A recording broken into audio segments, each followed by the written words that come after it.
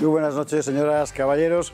Bienvenidos a Molokai, a la leprosería del padre Damián, que eso es lo que está convirtiendo el gobierno, la ciudad de Madrid, otros municipios de la comunidad y la comunidad en general, señalados no solo con el estigma de la enfermedad, sino además con el estigma de la rebeldía. Lo que estamos viviendo en estas últimas 24 horas, ayer íbamos dando aquí en El Gato la información según iba apareciendo, no tiene nombre, o sí lo tiene, pero es tan feo que prefiero no decirlo. El hecho es que lo que debería ser gestión política de un problema de salud que a todos nos afecta, se está convirtiendo muy fundamentalmente por el gobierno del comité de expertos, ¿verdad?, en un puro instrumento político para erosionar a la oposición.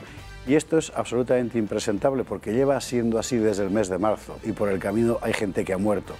Y a estos les da igual. En fin, hoy vamos a ver cómo está Madrid. ¿Qué es lo que se puede hacer y lo que no se puede hacer en Madrid? ¿Qué es lo que está pasando en otros lugares de España que están ya con las cifras de Madrid y pueden correr la misma suerte? Eso y otras muchas cosas más.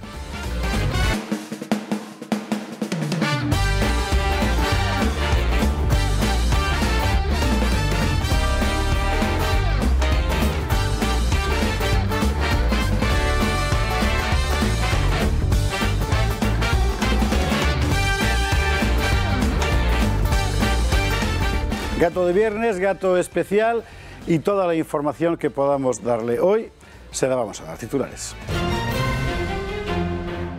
Moncloa impone el cierre en Madrid contra la voluntad del gobierno autonómico. La evidencia de las cifras tampoco avala la decisión de Moncloa y, sin embargo, es exactamente lo que hay. Veremos por qué y cómo. Bajo vigilancia. ¿Qué nos permite Sánchez? ¿Qué nos prohíbe Sánchez en el estado de alarma? Bueno, ya hay de momento los primeros abusos policiales registrando vehículos de gente que estaba saliendo de Madrid, que es una cosa, veremos los vídeos, en fin, es para no creérselo. Hablaremos del asunto, ¿cómo decirle?, sin cariño. Después vamos a hablar de otras cosas de las que se hablan aquí los viernes, es decir, asuntos que no ocupan habitualmente la actualidad cotidiana, pero que son muy importantes. Por ejemplo, la nueva encíclica del Papa Francisco, que desconcierta a propios y extraños por sus contradicciones. Ha habido muchas críticas desde ámbitos muy distintos, menos de la izquierda, que no ha criticado nada, curiosamente. Hablaremos también de la declaración de Barrington, claro, es decir, yo creo que ya van 14.000 científicos que están contra los... Ahí salen 4.000, bueno, son 14.000 científicos contra los confinamientos por el coronavirus. Piden proteger a los vulnerables y volver lo más posible a la normalidad. Bueno, en fin, es exactamente lo contrario de lo que quiere hacer el gobierno español.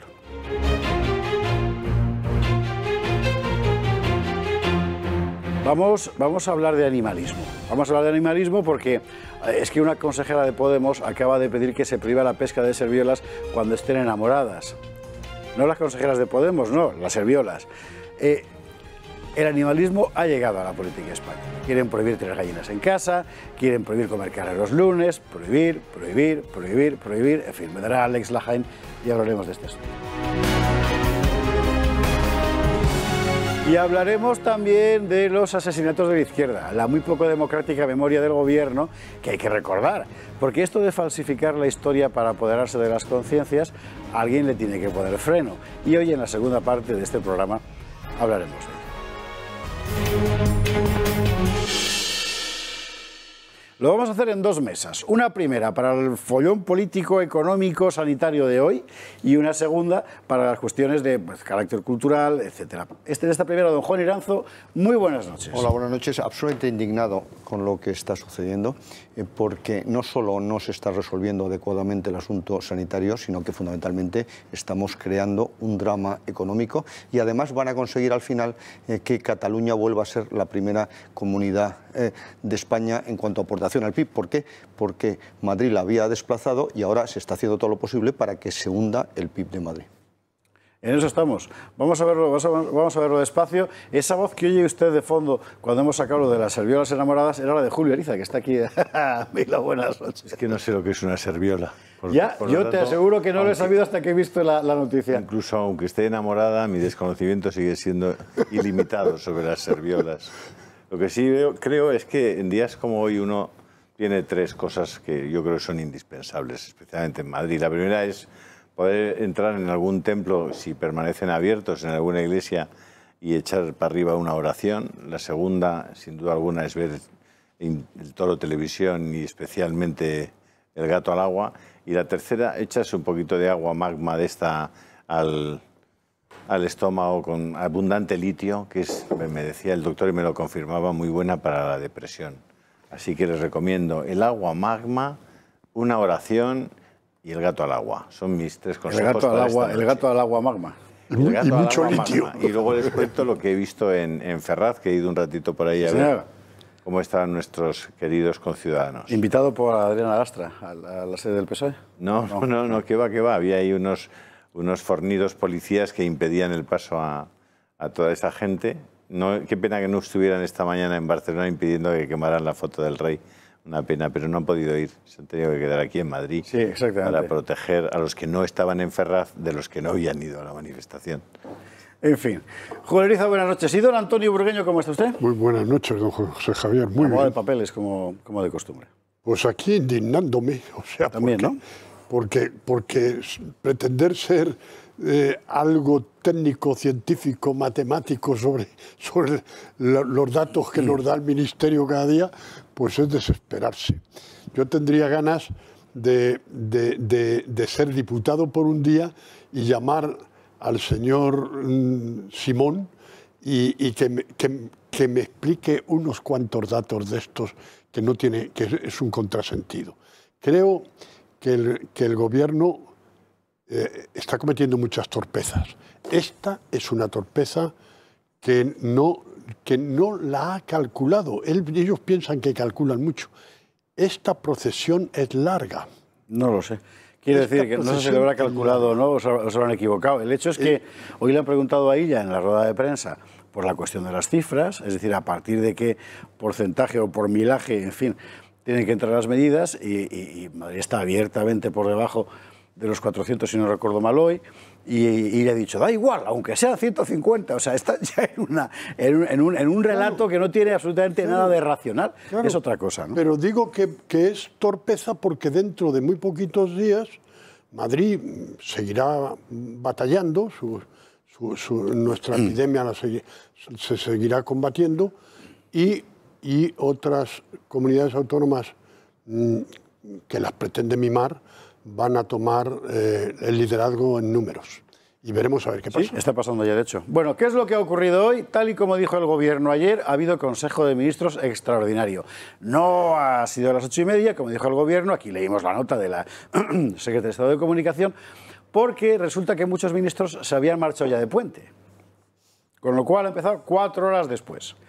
A las 12 y pico. Ha durado nada, o sea, 2 patadas, tenían ya la orden preparada y se la han contado a sus medios de comunicación amigos antes que a la propia presidenta de la Comunidad de Madrid, lo cual no deja de ser una singular forma de entender la cortesía. No estaba Sánchez, que estaba en Barcelona con el rey, y el efecto de las medidas, bueno, Martínez Almeida, el alcalde de Madrid, lo ha resumido bastante bien. Lo escuchamos. Creo que es un día triste, porque se ha pervertido la utilización de un mecanismo constitucional como el estado de alerta sencillamente para burlar un pronunciamiento judicial que dejaba las vergüenzas del Gobierno al descubierto, y al mismo tiempo es profundamente desproporcionado con lo que se vive en la ciudad de Madrid en estos momentos. La vía es la de la colaboración, el acuerdo y ayudar a la Comunidad de Madrid, no suplantar a la Comunidad de Madrid ni intervenir a hacer un 155 sanitario, porque esto es un 155 sanitario a la Comunidad de Madrid que no queda justificado. Lo del 155 sanitario, además lo dijimos aquí en El Gato precisamente, porque es que tiene toda la pinta, es decir, tiene toda la pinta de ser una medida tomada fundamentalmente con ánimo de represalia, de intervención. Y si faltaba alguna prueba, no hay más que escuchar a Illa hoy cómo la ha emprendido contra la presidenta de la Comunidad de Madrid en su rueda de prensa. Vamos a verlo. La presidenta de la Comunidad Autónoma de Madrid ha decidido no hacer nada. Miren, la última semana han fallecido 63 personas por COVID-19 en la Comunidad de Madrid.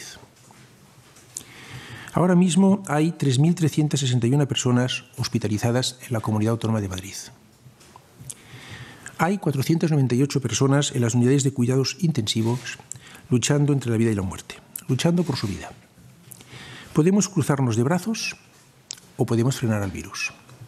La política está para servir y para frenar al virus. En la Comunidad Autónoma de Madrid, esto es indiscutible, el virus tiene unos niveles de transmisión muy altos.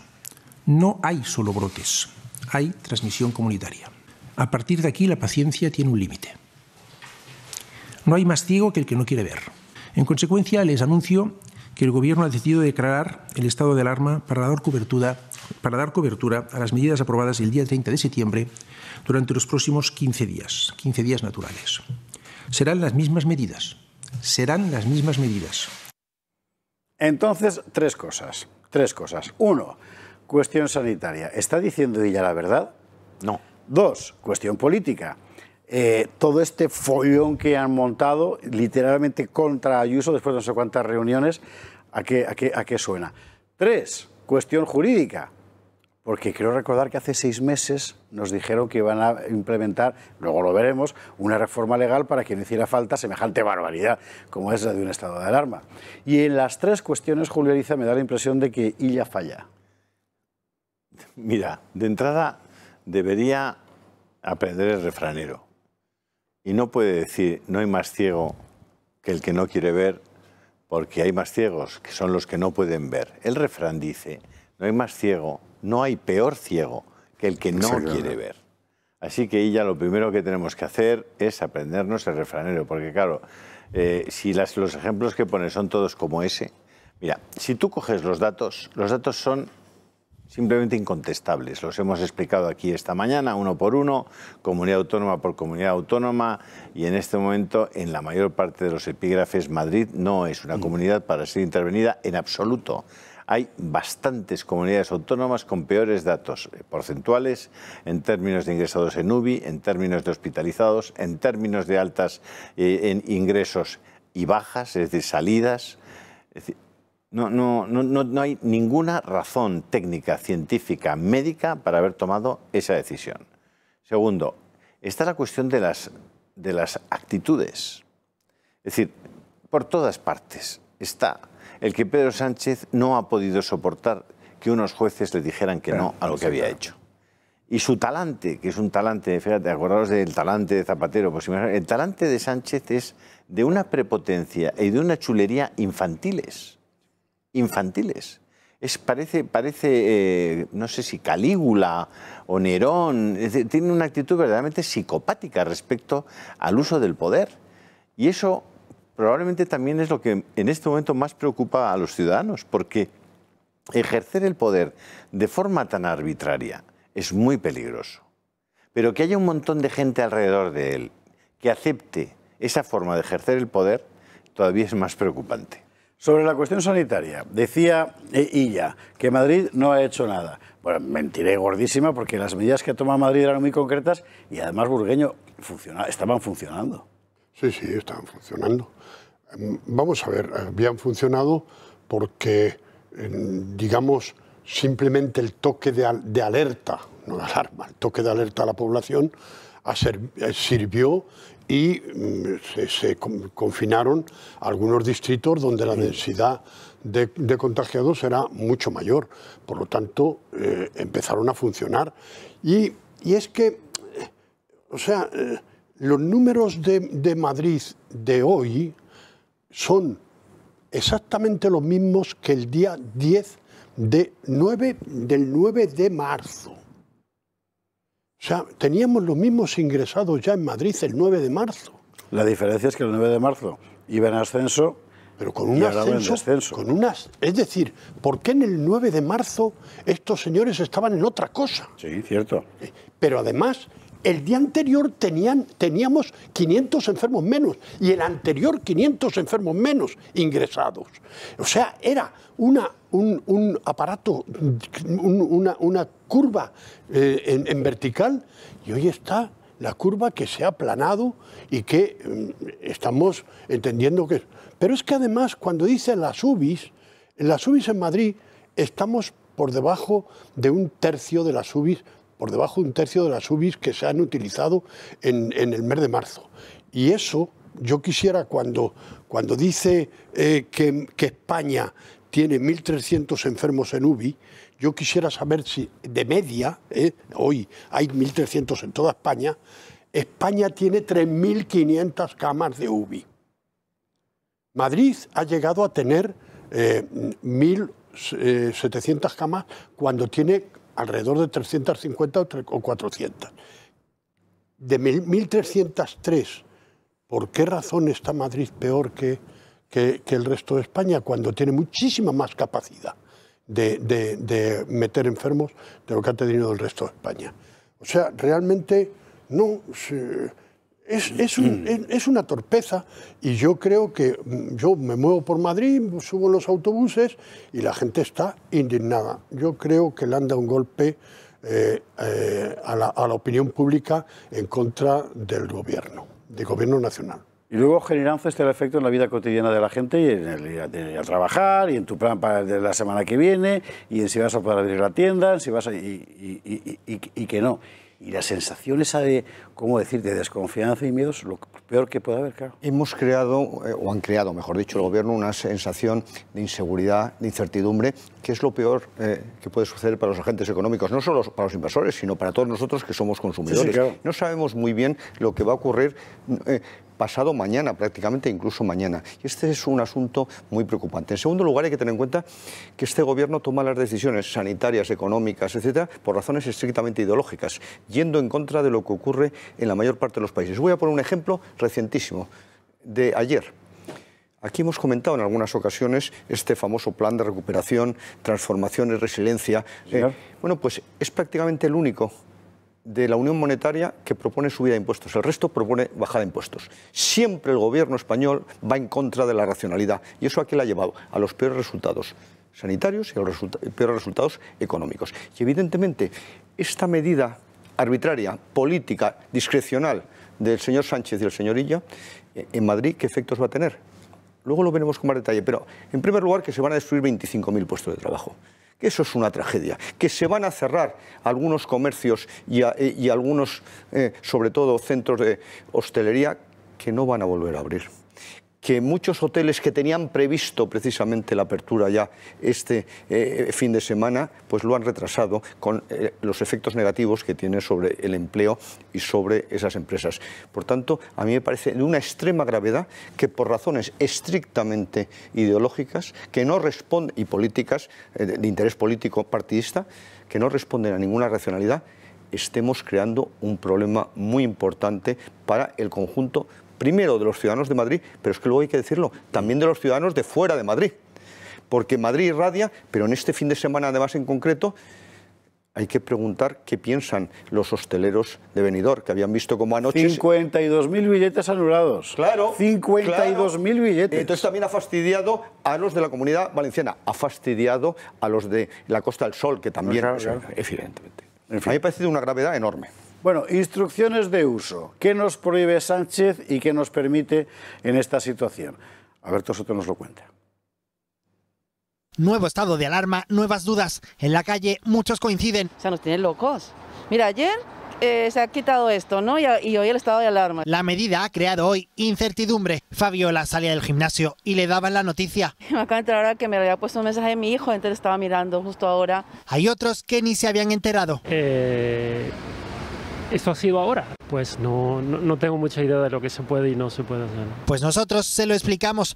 Vamos a resolver esas dudas. Si el estado de alarma es a lo que volvíamos el pasado jueves, no me queda duda. Pero si han cambiado alguna norma, pues sí, porque es un lío. Teresa y Lidia tienen un debate. Dudas sobre si cruzar pero fuera de Madrid. Porque yo no soy de aquí de Madrid y no sé si puedo volver al pueblo o no puedo. La respuesta es sí, si el domicilio es el habitual, y la respuesta es negativa si viaja por ocio. Yo pensaba irme este fin de semana a Salamanca, que es donde está mi familia, y si ya han decretado el estado de alarma, ya no me puedo ir. Se tendrá que quedar porque no se puede salir. Con esto resuelto. Sé que no podremos salir de lo que es el municipio de Madrid, pero ¿dejan entrar los que vienen de fuera? Tampoco se podrá entrar, salvo causa muy justificada, cuidados a personas mayores, obligaciones legales o para trabajar. Hombre, más o menos creo que es como estábamos antes. Pues sí, nada cambia excepto el fundamento jurídico. Se mantienen las mismas restricciones de horarios, aforos, reuniones y limitaciones de movimientos. Solo cambia que Alcalá de Henares se libra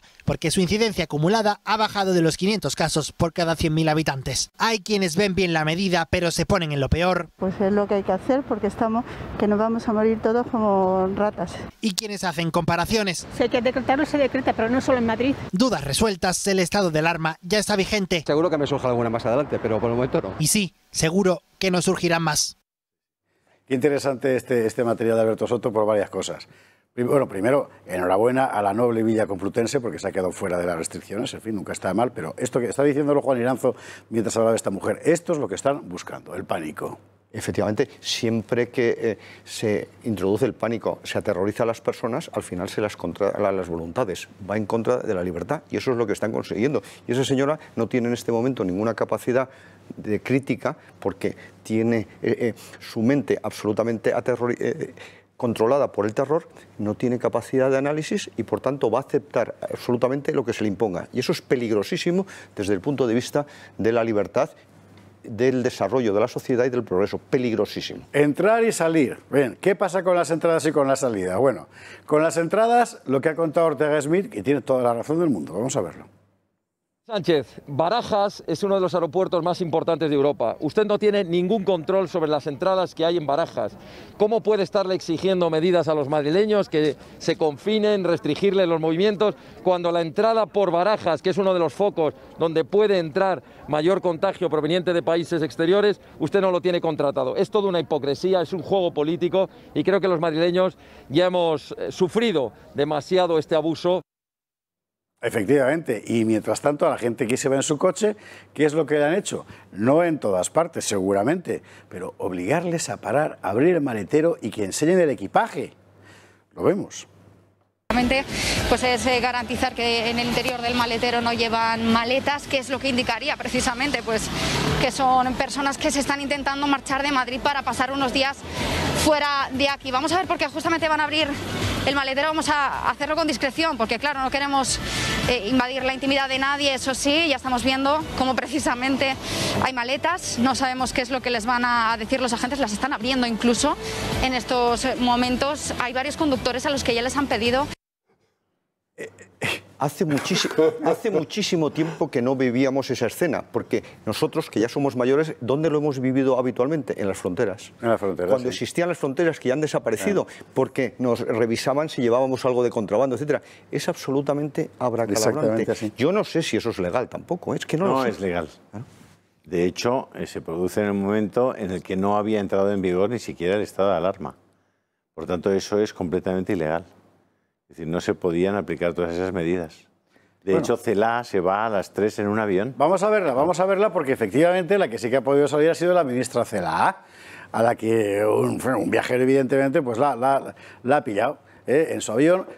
Antes viajaban en turista. Marchándose de Madrid. ¿Te acuerdas cuando viajaban en turista? Hubo una época en la que el código ese genético de comportamiento... El gobierno cerraba Madrid y los ministros se marchaban de la capital. Rápidamente el Ministerio de Educación se ha apresurado a decir que es que se va para someterse a un chequeo médico, porque como todo el mundo sabe, en Bilbao los fines de semana hay chequeos médicos. Es lo que hacen. ¿verdad? En Bilbao normalmente el sábado fin de semana, te hacen un chequeo a la que te descuidas. En esta situación se puede imaginar que los ánimos en la capital de España están ostensiblemente caldeados. Alberto Soto está hace un rato en la calle Ferraz y ha traído algunas imágenes, lo vemos. No solo... Ambiente de crispación. Buenas noches. Aquí en la calle Ferraz, en la sede del PSOE, alrededor de unas 200 personas se han concentrado para pedir la dimisión del gobierno. Una respuesta a las medidas impuestas esta misma tarde por Sánchez. Un estado de alarma para prohibir la entrada y la salida de la capital. Aquí se siguen escuchando y se han escuchado desde las 8 de la tarde gritos de Sánchez vete ya y también contra el vicepresidente del gobierno, Pablo Iglesias. Una protesta que se ha convocado por redes sociales aquí, pero también en la céntrica calle de Núñez de Balboa. Alberto Soto, muchísimas gracias. Y además ahora mismo en Paseo de La Habana, claro, y aquí en Modesto Lafuente, hace un rato, una cacerolada descomunal, por cierto. Sí, yo me he acercado a la calle Ferraz y había ahí un montón de policía. La verdad es que, bueno, todos los que no han podido ir a Barcelona, insisto, a parar lo de la quema de imágenes del rey y a quemar contenedores y todas esas cosas que hacen allí. En Barcelona es que son un poco más maleducados. Aquí somos más correctos. Y la gente que estaba allí era gente buena, con una banderita. Y bueno, yo se lo he dicho, y lo he dicho delante de los policías, porque me han hecho una entrevista en no sé qué medio. He dicho, bueno, ahora hay poca gente aquí. Todavía, pues habrá más gente y vendrá más gente. Y si sigue el gobierno comportándose así, habrá más gente en las calles. Y si la ruina sigue profundizándose, habrá más gente en las calles. Y no tendrán policía suficiente para pararles. No habrá policía suficiente para parar a toda la gente que va a salir a la calle. Que lo sepan. Es que además cada vez hay más gente en la calle y va a salir a la calle. Porque yo creo que esto es lo que hay que insistir continuamente. Que España es el país que tiene peores resultados sanitarios, estamos de acuerdo, pero sobre todo peores resultados económicos, solo superado por Perú en el mundo. Y eso es un drama espectacular, porque eso no quiere decir ni muchísimo menos que tengamos una maldición divina, que España tenga que ir peor. Se llaman Sánchez e Iglesias. Bueno, el gobierno, efectivamente. Y en ese sentido, la gestión económica está siendo una catástrofe, como dijimos desde el día 14 de marzo que estábamos en antena, de tal manera que las consecuencias van a ser devastadoras, porque la recuperación en España va a ser lenta y porque además se va a quedar mucha gente en el camino. Se van a destruir muchos puestos de trabajo y se van a destruir muchas empresas, sobre todo pymes y autónomos. Y eso es muy preocupante, porque luego cuesta muchísimo restaurarlo, porque se pierde capacidad de trabajo, se pierde know-how, se pierde capital humano, se pierde capital tecnológico. Está cometiendo el gobierno un error espectacular en política económica y tengo expertos aquí al lado, también entiendo en política sanitaria. De momento hay movilizaciones anunciadas el lunes. Sí. Santiago Abascal ha salido, tenía que haber salido ayer, pero bueno, ha salido hoy, ha hablado y dentro de eso que ha hablado además está en el mismo paquete las movilizaciones el lunes en toda España. Lo escuchamos. España sufre al peor gobierno, a un gobierno criminal que solo trae la ruina y la muerte, que solo sabe de totalitarismo y arbitrariedad, en un momento crítico para España. Desde Vox denunciamos la indefensión del pueblo español con un Tribunal Constitucional que lleva meses sin pronunciarse sobre el recurso de inconstitucionalidad con el que Vox denunció el estado de excepción encubierto aplicado por el gobierno socialcomunista. Hoy es Madrid, pero no se trata solo de Madrid. Se trata de defender al pueblo español de la gestión negligente e indecente de este gobierno que se ha propuesto arruinar España y que nos conduce a una crisis sanitaria, social y económica sin ningún precedente. Por eso, animo a los españoles a salir a la calle el próximo lunes, día de la fiesta nacional, en sus vehículos, con la bandera de la libertad, que es la bandera de España, y a reclamar la dimisión de este gobierno, de las mafias e iniciar, por fin, la recuperación de España. Y aquí en el programa especial que haremos esa misma mañana podrá ver usted en directo lo que vaya ocurriendo y luego por la noche en El Gato al Agua, sea el formato que sea, porque es festivo, pero seguro que estamos aquí porque hay que contarlo, porque lo que está pasando en España vuelve a ser como lo fue en marzo. Yo les animo a la gente que Historia. No hay por qué salir en coche, si se puede salir a caminar tranquilamente, no estamos en fase 1, ni en fase 2, ni en fase 9, puedes salir con toda paz a la calle a hacer lo que te dé la gana y puedes salir con tu bandera de España a pasear por donde te dé la gana. Por tanto, yo animaría a la gente que lo del coche me parece bien, pero vamos, con el solete que va a hacer y el lunes habrá una mañana estupenda, pues llenar Madrid de banderas de España. De banderas de España que van a significar que queremos seguir disfrutando de un país en libertad. Vamos a lo sanitario enseguida, Burgueño. Antes, un espectador fiscal que tenemos que manda un mensaje. Agresión a los derechos fundamentales. El registro ese del equipaje de un transeúnte, para denunciarlos, vamos. Encima, a ganar dinerito. Así que la familia víctima del abuso... ¿Sabes lo que me impresiona aún más hoy, José Javier? El silencio de los varones del PP. El silencio de Feijóo, el silencio de Moreno, el silencio de Mañueco. Todos los varones del PP se creen que un día no irá con ellos. Ya. Pues que se preparen. Bueno. ¿No apoyan hoy a su compañera y camarada de Madrid, Díaz Ayuso? Que se prepare Feijóo, que se preparen todos estos que hoy estarán muy tranquilitos porque con ellos no va. Irá también con ellos, porque Sánchez tendrá para ellos también por cobardes. Antonio Burgueño, desde el punto de vista sanitario, una cosa muy importante, creo que para todo el público, porque es una pregunta que todo el mundo se hace. Las medidas de confinamiento como quería hacer Madrid, es decir, confinar solo barrios concretos con un número muy elevado de contagios, en vez de confinar todo el conjunto urbano. ¿Se hace en otros lugares? ¿Ha dado resultado en otros lugares? Se está haciendo en Nueva York, se está haciendo como en Madrid. En Nueva York, o sea, una ciudad secundaria del mundo, vamos, ya. Sí, marginal. Sí, ¿no? Marginal. Pero es que todo eso pretende mantener la actividad de unas ciudades que son vitales para la economía de cada nación y desde luego, pues, a ver, Madrid, es que esta medida es un contrasentido. Esta mañana, mientras estaban diciendo eso, estaban las carreteras de acceso a Madrid, llenas de trabajadores que vienen a Madrid, de provincias de alrededor. Esta mañana, de fin de semana, venían trabajadores que han salido de Madrid para toda la semana fuera de Madrid. Es decir, Madrid es un centro neurálgico económico y vital para España. El confinamiento, solo lo hemos dicho desde hace mucho tiempo, es para que no claudique el sistema sanitario. Y afortunadamente el sistema sanitario en Madrid hoy tiene recorrido. Y se están haciendo las cosas mucho mejor de lo que se han hecho a lo largo de... Porque hemos aprendido y se están haciendo mucho mejor. Pero además faltan algunas cosas, como hacer más test de los que se están haciendo, porque Madrid ha comprado 5 millones de test y cuesta mucho trabajo hacerlo sin la colaboración del Ejército. Algo ha colaborado la UME, pero muy poco. Tendría que ser más, y la Policía Nacional, que tenía que estar en esa labor. Es verdad que hay ejército, cierto, se me había olvidado por completo. Claro, pues eso, para eso puede servir seguro.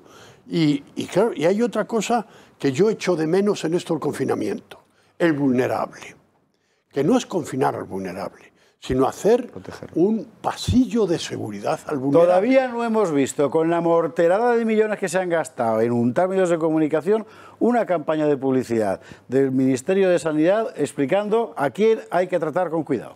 Pues eso. Declaración de Grace Barrington, que yo creo que tú hablaste el otro día de ella. Ahora vamos a hablar de ella. Que es espectacular, y muy precisa, muy inteligente, y además está respaldada por probablemente los mejores médicos del mundo. Un pasillo de garantía y seguridad al vulnerable. Grace Barrington. Juan Iranzo, la pregunta del millón y nunca mejor dicho. Vamos a ver, si políticamente ha sido un gesto atrabiliario, si sanitariamente no tiene un fundamento suficiente, si además en la retórica ella ha mentido con toda la boca, solo cabe pensar que el objetivo, por tanto, no es ni sanitario ni de ningún otro tipo, sino que fundamentalmente se trata de hacer que Madrid agache la cabeza como sea. Efectivamente, picar. Y que vuelva a ser superado por Cataluña. A lo largo de los años 60 y 70, el País Vasco lideraba el Producto Interior Bruto español. Luego fue relevado por Cataluña. Y en el año 2019, por vez primera, Madrid, con 900.000 ciudadanos menos, aporta algo más que Cataluña. Aporta el 19,1%, o aportó el año pasado, del PIB frente a Cataluña, que lo hizo en el 18,9%. realmente ¿qué puede suceder? Que como consecuencia de estas medidas, que hemos estimado que estas 3 semanas pueden costar entre 4.500 millones y 6.000, es decir, entre el 2,5% del PIB de la Comunidad de Madrid, pues probablemente la caída del PIB para el conjunto del año de Madrid Yo de sea eso del no 17%. me preocuparía demasiado, Juan, porque la capacidad que tienen los gobernantes catalanes de hundir a su propia tierra, créeme, no tiene límites. No te preocupes por eso. Hoy ya la Generalitat ha anunciado que revisa a la baja las previsiones económicas para Cataluña. Sin duda. Pero con ellos todo se puede revisar a la baja. Pero es que yo lo que quiero es que algunas comunidades, como ha sido Madrid tradicionalmente, sea muy dinámica y tire del conjunto de los ciudadanos. Y efectivamente, ¿y por qué ha crecido más que el resto? ¿Y por qué ha traído más inversión? El 85% de la inversión extranjera venía a Madrid. ¿Por qué ha traído más talento?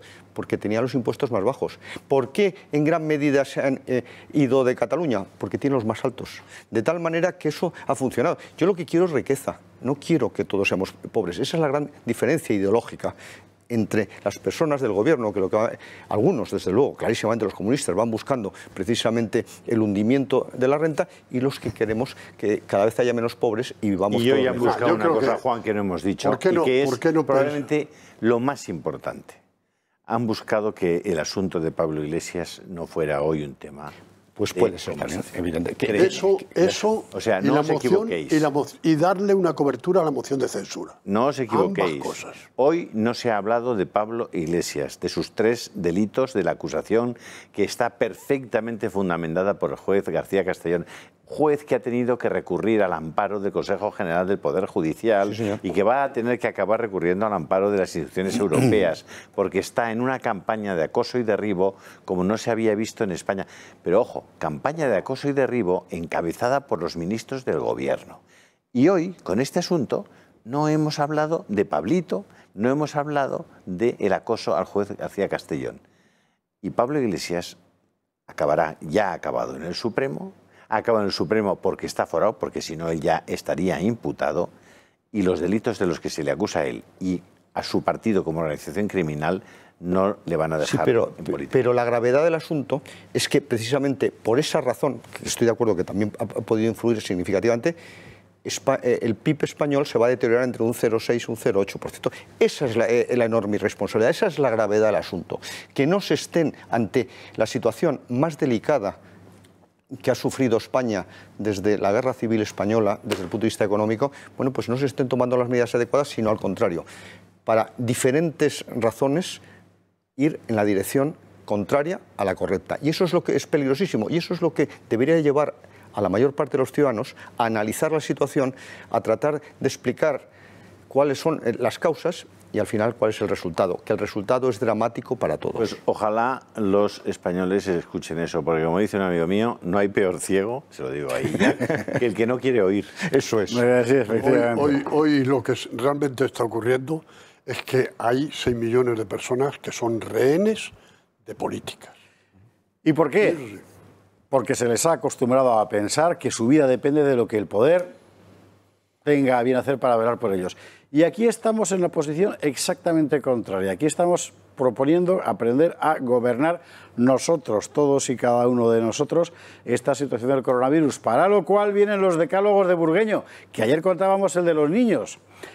Niños de 2 a 12 años, ¿qué hacer con el coronavirus? Bueno, hoy, los jóvenes, Burgueño, ¿lo vemos? Sí, sí, encantado. El decálogo para los jóvenes. A ver, atención prendas, que esto va por vosotros.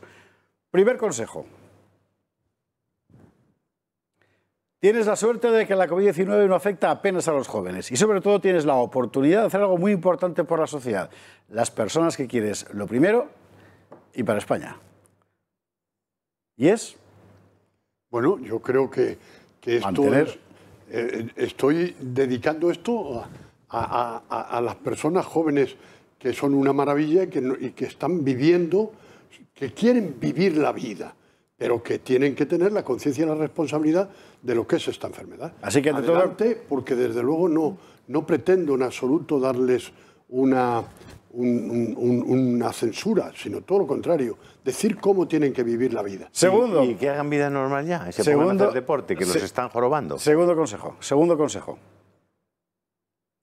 Lleva siempre puesta tu mascarilla cuando estés con otras personas y toma tu distancia a más de 1,5 metros en el exterior. En interiores, pide que se ventile bien la habitación, ventanas abiertas y que el aire acondicionado se adapte para disminuir el contagio, que es tu obsesión, lo del aire acondicionado, efectivamente. Sí, sí, esto es fundamental porque, desde luego, el señor Simón no se había enterado hasta hace 3 días, manda huevos, que el virus se aerosolizaba. Es que mascarillas, cuidadito, y como se decía en los bailes antiguos, que corre el aire. Bueno, 3. Tercera recomendación. Lavarse las manos, guardar las distancias y saludarse sin contacto es una exigencia en esta epidemia. En tu familia debes exigir estas formas de comportarse a todos los que salen a diario y vuelven a la convivencia familiar. No lamentes después de haber contagiado a los demás. Pide confinarte 10 días si has tenido la posibilidad de contagiarte. Vale. Yo conozco un montón de gente de esa edad que está haciendo eso. Exactamente así. Pues sí, pues es que yo creo que son capaces de vivir la ilusión de la ciudadanía, que no es nada es apasionante. 4ª recomendación de Burgueño para los púberes. Los objetos pueden llevar el virus algunas horas. En alguna mesa puede permanecer hasta 2 días, dependiendo de la superficie. Consulta en la web del Ministerio, esto sí que es optimismo, y te da tiempos por el material que lo compone. Lleva en tu mochila gel hidroalcohólico, frota tus manos, limpia tu pupitre, no te pases el vaso, no pases el cigarro. Vale también para los porros, ¿eh? Bueno, con quien te ves a diario puedes compartir un riesgo que todos los amigos compartimos en la vida. Sí, bueno, yo creo que la gente se tiene que ver, pero evidentemente tienes que saber, si estás viendo continuamente pues, a tu pareja, pues evidentemente tienes que pensar que si la viste ayer, hoy siga en la misma situación, no COVID. Y por lo tanto, pero si ves a personas que no les has visto desde hace días, evidentemente tienes que pensar que lo tienes que hacer alejado. Y ahora vendrán otros consejos. 5ª recomendación. 5ª recomendación. Eres un símbolo para los más pequeños. En casa, en el instituto, en la calle, enseña con tu ejemplo. Deja el paso a la persona mayor, aléjate y déjale el asiento en el bus, en la cola del súper, ofrécete a llevarle el pan a su casa, pero a su casa, no te lo lleves tú luego. Y respeta sus paseos. Corre por donde no caminan, esto es muy importante, tu respiración puede dejar en tu carrera contaminado el aire que ellos respiran. Claro, aquí hemos puesto, en el mes de abril, pusimos una... ¿Te acuerdas? El spot de la televisión alemana, del gobierno alemán, cosa que no ha hecho jamás el gobierno español. Sí, pues eso se estuvo poniendo durante días en Alemania de cómo la exhalación de un deportista, pues el que corre más, o incluso un ciclista a 20 kilómetros por hora, evidentemente iba dejando su aire que era exhalado por el pobre ciudadano que va detrás y que lo sigue absorbiendo. Sexto consejo de Burgueño. En tu pueblo, en tu ciudad, se necesitan voluntarios en esta epidemia. Preséntate en tu ayuntamiento y que te adjudiquen una tarea, desde acompañar a los niños al cole, hasta llevar comida al anciano, hasta desinfectar aceras. Debe ser una tarea de la voluntariedad de la ciudadanía. Ten la oportunidad de hacer que esta sociedad salga por tu generosidad. Tienes, perdón, la oportunidad de hacer que esta sociedad salga por tu generosidad. Es una sociedad diferente. Es una sociedad que con la que uno sueña, es una sociedad en la que sueña uno, en el que realmente la sociedad civil tiene una participación importante en el quehacer diario. El voluntarismo es mucho más importante en toda Europa que en España. ¿Y por qué? Pues porque se creen que todo esto lo debe hacer los ayuntamientos, las organizaciones. No. Es una oportunidad el COVID para la voluntariedad de la gente en edad de ayudar. 7º consejo de Burgueño para los jóvenes. Vamos a ello. Aprende a tomarte la temperatura todos los días antes de ir al trabajo, a la escuela, a la uni. Y si tienes más de 37 grados, te quedas en casa y acude a tu médico y quédate en casa tomándote la temperatura por la mañana y la noche. Avisa a los demás y aíslate. Cosa que me consta también que está haciendo muchísima gente con mucha regularidad. Bueno, es probable que haya gente que lo haga, pero también es probable que haya gente que no lo haga por miedo a quedarse en casa porque tiene que trabajar. Y esto es tremendamente importante. O sea, tienen que trabajar y hay muchos jóvenes que están en trabajos que no están regulados y que naturalmente no pueden dejar de trabajar. Esto es algo que debería contemplarse, pero ellos siguen trabajando y están con algún síntoma, como puede ser la fiebre. Octavo consejo. Si tienes tos o estornudos, dolor de cabeza, vomitas o tienes diarrea, puedes estar infectado. Ponte en contacto con el centro de salud. Sigue aislado, comunicándote con todos tus contactos a los que debes avisar si has estado con ellos en los últimos 5 días. Sí, esto es el inicio del siguiente, en el cual se habla mucho de que necesitamos miles de rastreadores. Una sociedad culta y una sociedad como es la de España, que podría serlo, se rastrea ya sola, ¿quién vamos. debería rastrear? Claro. Es decir, usted tiene la obligación, en vez de decírselo por teléfono a quien le está llamando del centro de salud, porque va a llamar a sus amigos, él tiene la obligación de llamar a sus amigos y decir, he salido positivo o tengo síntomas, cuidado y alerta. Ese es el rastreo de una sociedad hecha y derecha. O sea, esto es gravísimo, porque además, primero, faltan rastreadores. Uno se tiene que preguntar, ¿y por qué le tengo que decir yo a este señor que llame a esta señora o que llame a no sé quién? Pero no, porque además hay intimidades ahí. Hazlo tú, que es lo que tienes que hacer. Pero... Noveno consejo. Los médicos y enfermeros te van a prescribir una PCR y mientras el resultado no lo conozcas, sigue aislado. Después, sigue las recomendaciones de tus médicos. Esto ya digo que es el protocolo. 10º y último consejo para los jóvenes, consejos del doctor Burgueño. Vamos a él. Hay pruebas de antígenos a precios razonables. Si te ves precisado a juntarte con otros, es recomendable que te hagas una prueba de antígeno rápido y si es positivo, suspende el encuentro. Bueno, esto está en la política de la Comunidad de Madrid. No, perdón, yo no doy política a la Comunidad de Madrid, pero quiero decir que coincide con el deseo de la Comunidad de Madrid de que se vendan estos antígenos en las farmacias. Y que tienen un precio muy asequible y si una persona tiene que reunirse con otras, porque es que la vida sigue y debajo de las bombas hay vida y hay gente que baila, como tú decías, pues evidentemente, bueno, pues hágalo usted y si alguien tiene que hacer una ceremonia o el cumpleaños del abuelo, pues repártanse los test y el que salga positivo, yo creo que aquí he puesto el ejemplo de los futbolistas. Es que al lado tenía una leyenda y aquí lo han hecho mucho mejor y mucho más gráfico. Y en la leyenda yo decía, si lo hacen los futbolistas, ¿por qué no hacer que los demás tengamos la posibilidad de acceder a unos test?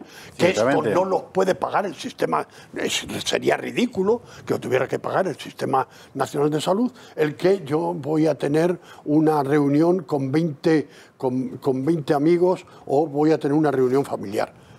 Hazte el test y el que salga positivo, pues que se desapunte. Bueno, Antonio Burgueño, muchísimas gracias. El lunes, el decálogo para los más mayores todavía. Y así vamos poniendo uno detrás de importante. Hoy es viernes por la noche. Hoy es viernes por la noche. No me puedo ir de esta tertulia sin pedirles a nuestros espectadores que llamen al Club de Amigos del Toro Televisión, que lo hagan durante este fin de semana, que lo hagan esta misma noche, que necesitamos su apoyo para poder seguir haciendo esta televisión, para poder seguir apoyando a todos aquellos que van a exigir sus libertades también en las calles y que vamos a estar con ellos y les necesitamos. Así que llamen al Club de Amigos porque vamos a ser su voz, vamos a ser sus ojos en los próximos días y en las próximas semanas. Esto probablemente se va a complicar.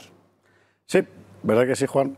Yo me temo que sí, efectivamente, porque seguimos cayendo y porque precisamente hemos tenido unos datos terribles del turismo en el mes de agosto. Es que ha caído del orden del 76% el número de turistas entre enero y agosto, que son los últimos datos que tenemos, y los ingresos un 74%.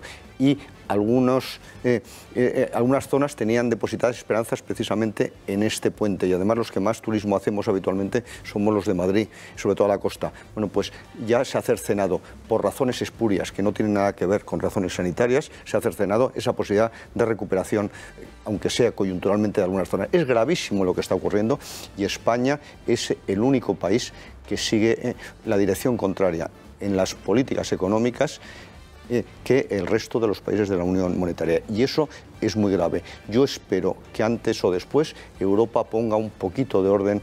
Y a mí hay que empezar a hablar no solamente de la gravedad de lo sanitario y de lo económico, sino de lo intelectual y de lo moral, porque están produciéndose ya unas psicopatías, un montón de enfermedades, un montón de depresiones, un montón de situaciones muy terribles, incluidos suicidios.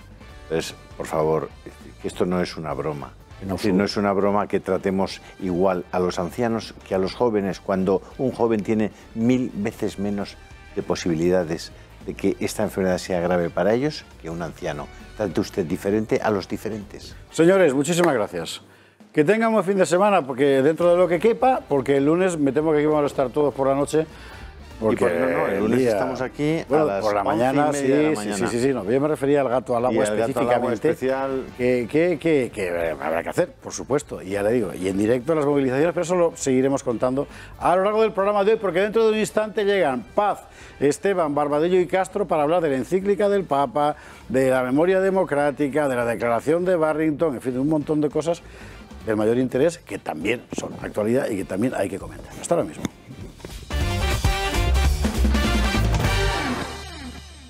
22:41, una hora menos en Canarias, abrimos segunda mesa del Gato al Agua, ahora con nuevos invitados. Don Juan Antonio de Castro, muy buenas noches. ¿Qué tal? Buenas noches. Don Pedro Fernández Barbadillo, un placer como siempre. Muy buenas noches, y permíteme saludar a un vecino que es gran espectador de este programa, incluso cuando no estoy yo, que es José Luis. José Luis, un abrazo muy fuerte. Pedro, bienvenido. Don Gracias. Fernando Paz, ¿cómo estás? Perfectamente, ¿qué tal? Cuánto me alegro. Don Carlos Esteban, ¿cómo va eso? Pues estupendamente. Y alguien que es pareja, de hecho, de Fernando Paz en materia animalista, que hoy tenía que estar con nosotros, Alex Lajain. Muy buenas noches, ¿cómo andas? Bien hallado, buenas noches. Sí, señor. Sí, ¿verdad? Encantado de estar aquí. Oye, ¿habéis la cantidad de bichos que han salido ahora con todo esto de la deshumanización de especies naturales? ¿Están apareciendo lobos en todas partes? Sí, sí. sí. Es una cosa Esto verdaderamente es algo increíble. que ya traté, sí, la colonización de la fauna por confinamiento, que parte es fake, pero parte es real, sí. Han aparecido hasta osos en poblaciones. Sí. Y en las afueras de Baracaldo se han encontrado huellas de lobos.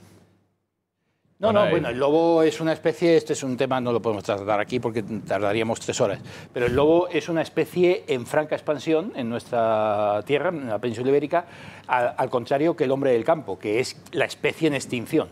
Cierto, efectivamente. Sí, y una cosa tiene que ver con la otra, además. Sí, va. Hablamos de especies. ¿Por qué está aquí, Alex? Pues porque estas últimas 2 semanas hemos visto cosas como que, por ejemplo, Podemos propone prohibir comer carne los lunes. Sí. Qué cosa que así dicho, pero es exactamente lo que han hecho. ¿Y por qué no los viernes? Ya? Otros sí, y así de paso hacían ayuno. No, pero claro, no, otros sí.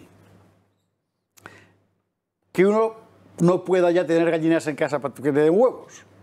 No, tampoco, eso tampoco. O sea, hay que ir a comprarlos al supermercado. ¿Pero son ecologistas o son agentes de...? Escucha, lo mejor es la última que me la ha mandado Alex esta tarde. Y se os he dicho que tiene que venir. Que es lo que cuenta Jari Sedal, que lo vamos a ver ahora mismo en pantalla. Porque, vamos a ver, una consejera de Podemos pide prohibir pescar serviolas cuando estén enamoradas. No las consejeras, las serviolas. Vamos a ver. Yo tengo que confesar que no sabía lo que era una serviola hasta esta tarde. ¿Y cómo se sabe que están enamoradas? Tampoco. ¿Qué le pasa en la cabeza? Bueno, ya, esto viene de... Viene de Walt Disney. O sea, tú reflejas en cualquier animalito, no el animal que es, sino una especie de objeto ideal, ¿verdad? Que tú tienes de las películas de dibujos animados de pequeñín. Y entonces ves la serviola que, como la sirenita. el común de los mortales piensa que esto es una salida accidental de tono, que se han pasado 3 pueblos, que se han equivocado. Yo ya llego a pensar a estas alturas, yo me dedico a esto específicamente al tema de los veganos, de los animalistas y de todas estas sectas fanáticas y prohibicionistas, y yo creo que lo hacen aposta. Yo creo, fíjate que esta señora no ha tenido un desliz, está en el programa. Hay un Iván Redondo allí también que le ha dicho, tienes que decir esta parida. Porque tarde o temprano la gente acabará aceptando esto por la ventana de Overton. La antropomorfización de los animales, de la fauna. O sea, esto es una cosa que nos van colando por la puerta de atrás y que, claro, los grandes medios generalistas, como este programa que es puntero en esta casa, evidentemente tiene que tratar pues el estado de alarma de hoy, lo de tal, o sea, no son grandes temas de actualidad, ¿no? Pero por la puerta de atrás van socavando los pilares de nuestra cultura, de nuestra civilización, al más pleno estilo del marxismo cultural, y van horadándote como termitas y acabas aceptando algo que sería impensable, lo de las gallinas, o sea, impensable. Vamos a ver, si está aquí Alex hoy es porque el tema es mucho más importante que la mera parida de una consejera de Podemos. Es una auténtica inversión del camino de la civilización, porque hasta hace poco en lo que estábamos, por así decir, era en la naturalización de lo humano, si quieres. Esto es exactamente a la inversa. Ajá. Es decir, están proyectando una humanidad que no existe en los animales. El resultado es que también tú te deshumanizas, evidentemente. Cuando tú crees que una gallina es violada por el gallo, como la chica aquella del tal, no es solo una tontería. Es una proyección de una problemática humana en un mundo que a eso era ajeno.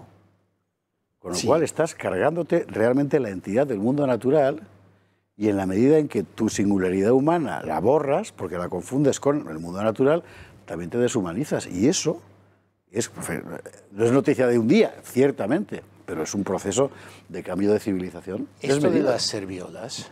O sea, lo que quieren es acabar con la pesca de la serviola en la época en la que hay apareamientos del animal, ¿verdad? Eso se ha hecho toda la vida. Toda la vida, pero es que los depredadores del océano también lo hacen. Es decir, ¿quién es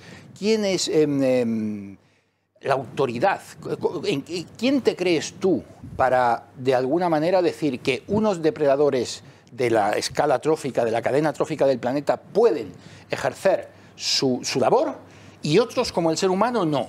Solo el ser humano, cuando tiene la convicción de que su función es proteger a esas especies para poder seguir conviviendo con ellas también de forma depredadora, pero reglada, que es la caza.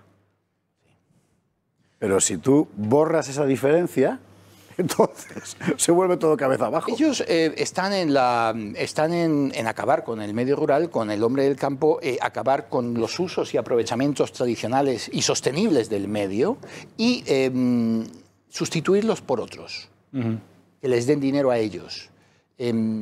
Turismo rural, avistamiento de fauna, todas estas cosas. No, pero otra cosa muy importante, muy importante. Yo creo que aquí hay dos temas.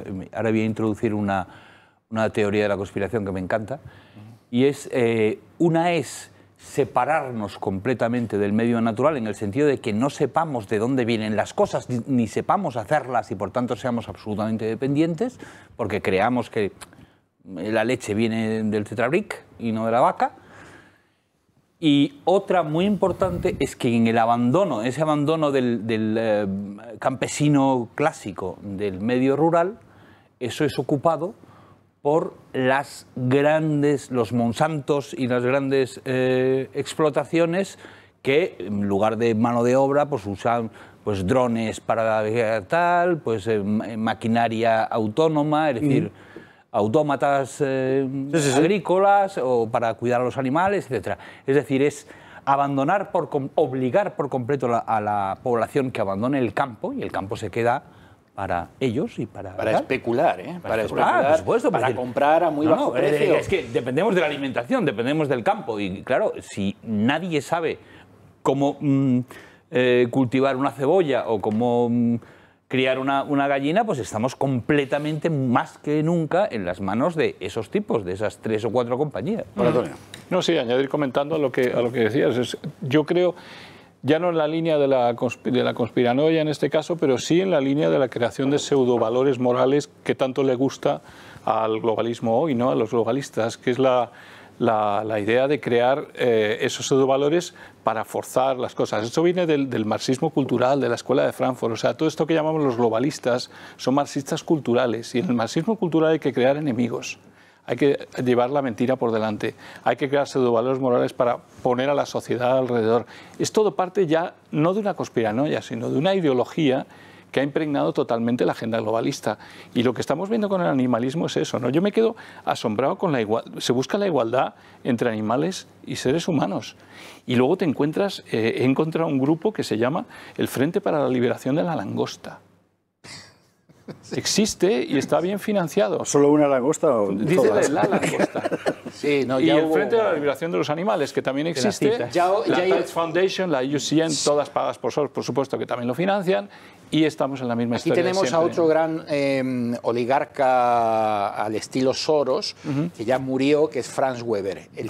Desde Suiza, desde su fundación suiza, que dirige ahora su hija, es el que le inyecta dinero a través de múltiples ramificaciones a todos estos grupos antitaurinos, animalistas, veganos, anticaza, antipesca, antitextil, porque van contra cualquier uso que haga el ser humano de una especie animal.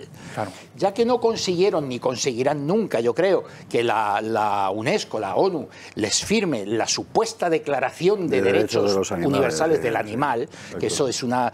Te lo venden, pero te lo vende hasta la propia ministra Teresa Rivero, la enarbola, Carmena la enarboló para prohibir los circos en Madrid, y no sé, ella que es juez. Claro. Y no se le cayeron los anillos de decir una mentira como esa de que la declaración de la ONU... Claro. Y es falsa. Y quiere simular una especie de movimiento ideológico político como el Frentes de Liberación Nacional. Hay muchos, ha habido muchas revoluciones, y ahora el Frente de Liberación de la Langosta, de los animales, habría también una especie de ideología, de revolución. Van soltando langostas por ahí en los restaurantes. Sí. Yo las puedo acoger. Si necesitan refugio. Bueno, en Ferraz es donde ha habido una petición, por lo visto, de envío masivo de las que... ¿Ve usted como bromas aparte de asuntos de una enorme importancia? Porque es una ideología que además ya la gente tiende a compartir de forma espontánea, porque es bonito, es cool querer a los animales, y se considera que eso es querer a los animales. Yo quiero mucho las langostas. Bueno, vamos a hacer una pausa de publi, que si no Alex Franz me tira las orejas. 2 minutos, que no van a ser más, y a la vuelta seguimos con este asunto y sobre todo sus implicaciones. Vamos a ver si conseguimos, como decir, poner un poco vertical la cultura social en este sentido. Hasta ahora mismo.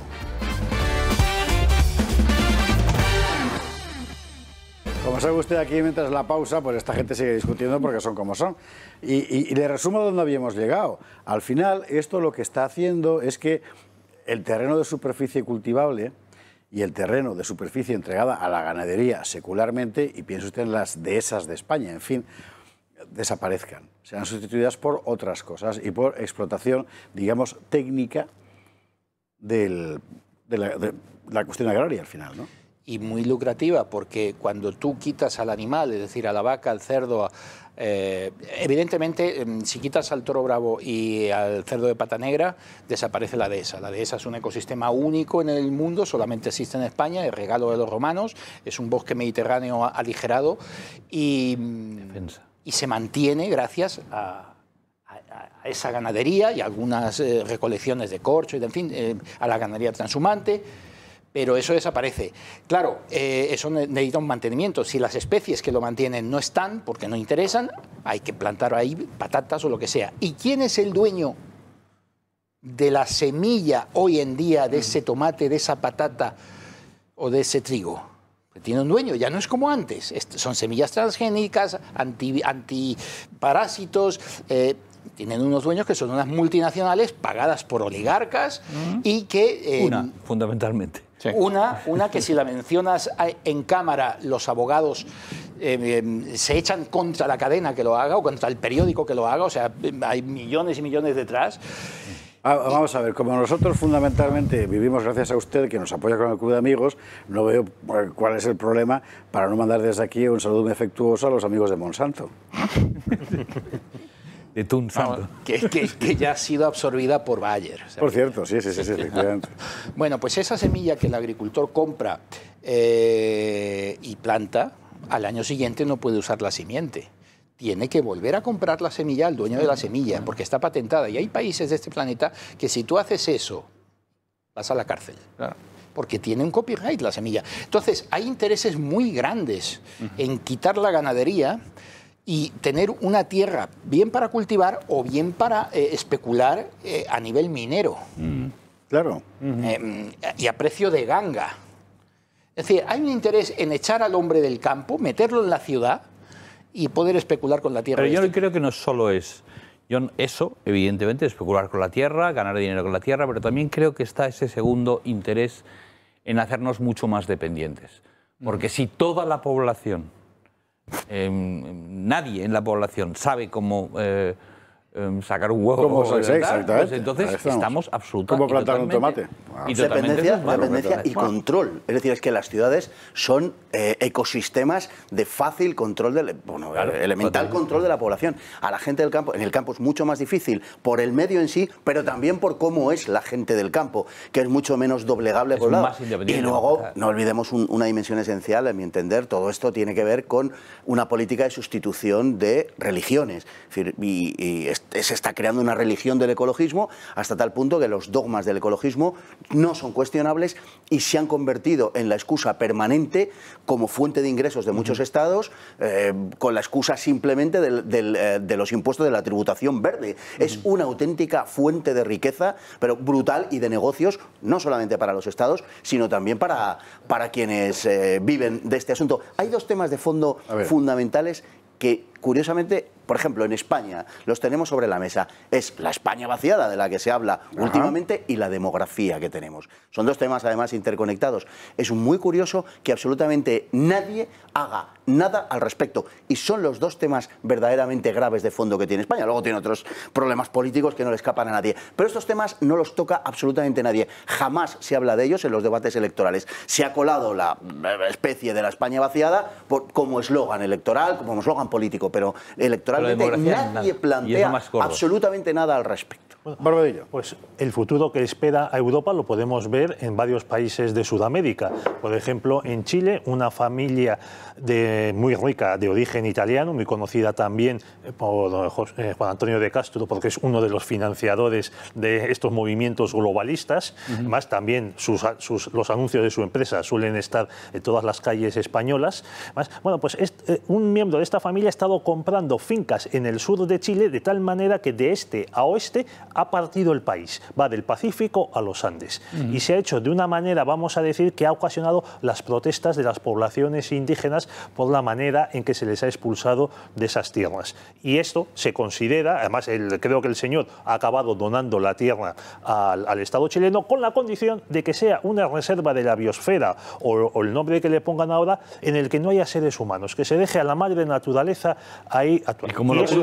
Ese es el rewilding que se llama, lo que pasa es que malentendido y que es el resilvestrismo, pero no como lo entendía el doctor Rodríguez de la Fuente, con el hombre dentro, con los indígenas, no, expulsando al ser humano.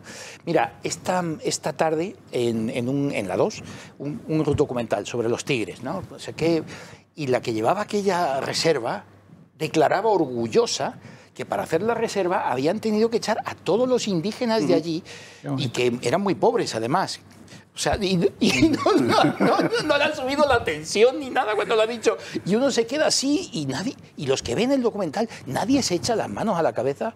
Esto de la carne de Collado Villalba, la alcaldesa, yo la entrevisté en esta casa, en el programa hermano de la radio, y decía, pero vamos a ver, si nosotros tenemos denominación de origen la carne de Guadarrama, si nuestra carne es en extensivo, si nosotros no deforestamos nada, al contrario, o sea, nuestras vacas apagan incendios, pues los incendios se apagan en invierno.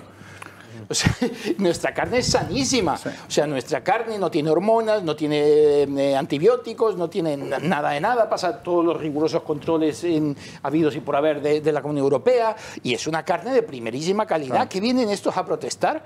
Además, enarbolando, decía, la religión Porque Claro, cuando es que les es- interesa claro. la religión, Sí. como ahora, No, es que la- dicen, no, es que hay culturas que ya tienen esto y religiones que ya tienen esto de un Ya, día sin claro. carne.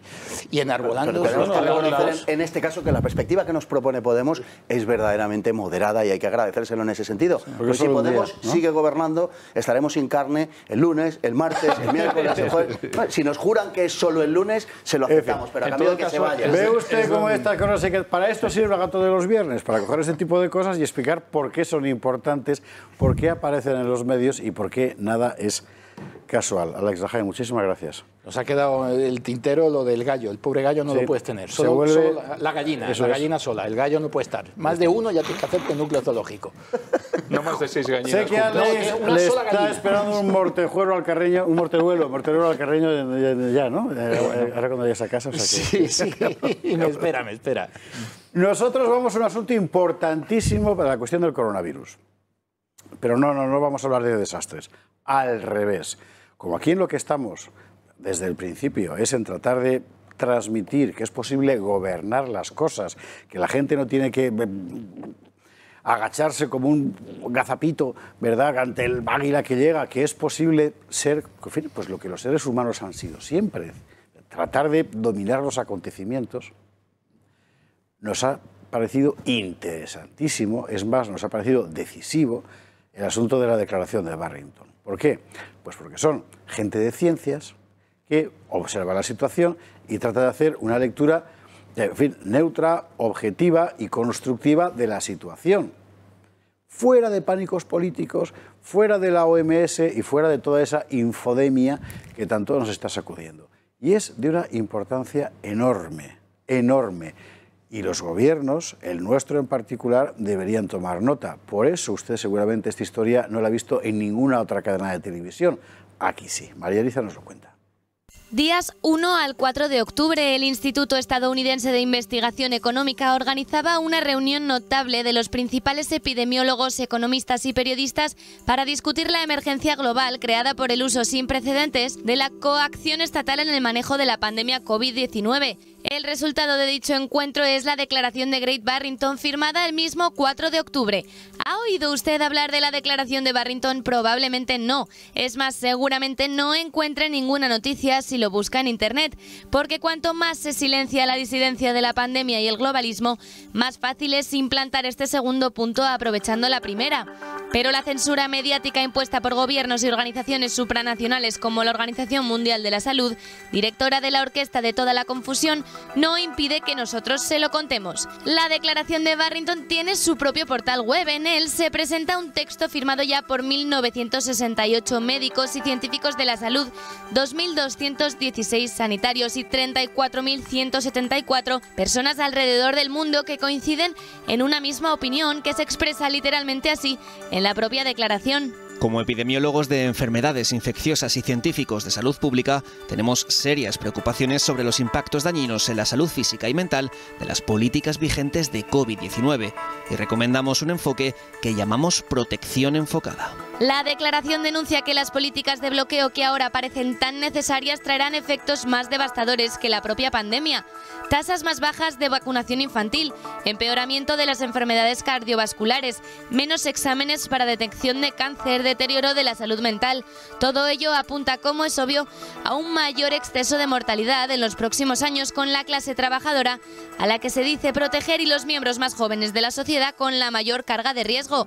Resumiendo un sinfín de políticas con sus consecuentes daños irreparables, la declaración concluye que sí existe un daño desproporcionado de la gestión de la pandemia en nuestras sociedades, daño que irá increciendo a medida que las expectativas de acabar con el problema se sigan proyectando sobre una posible vacuna.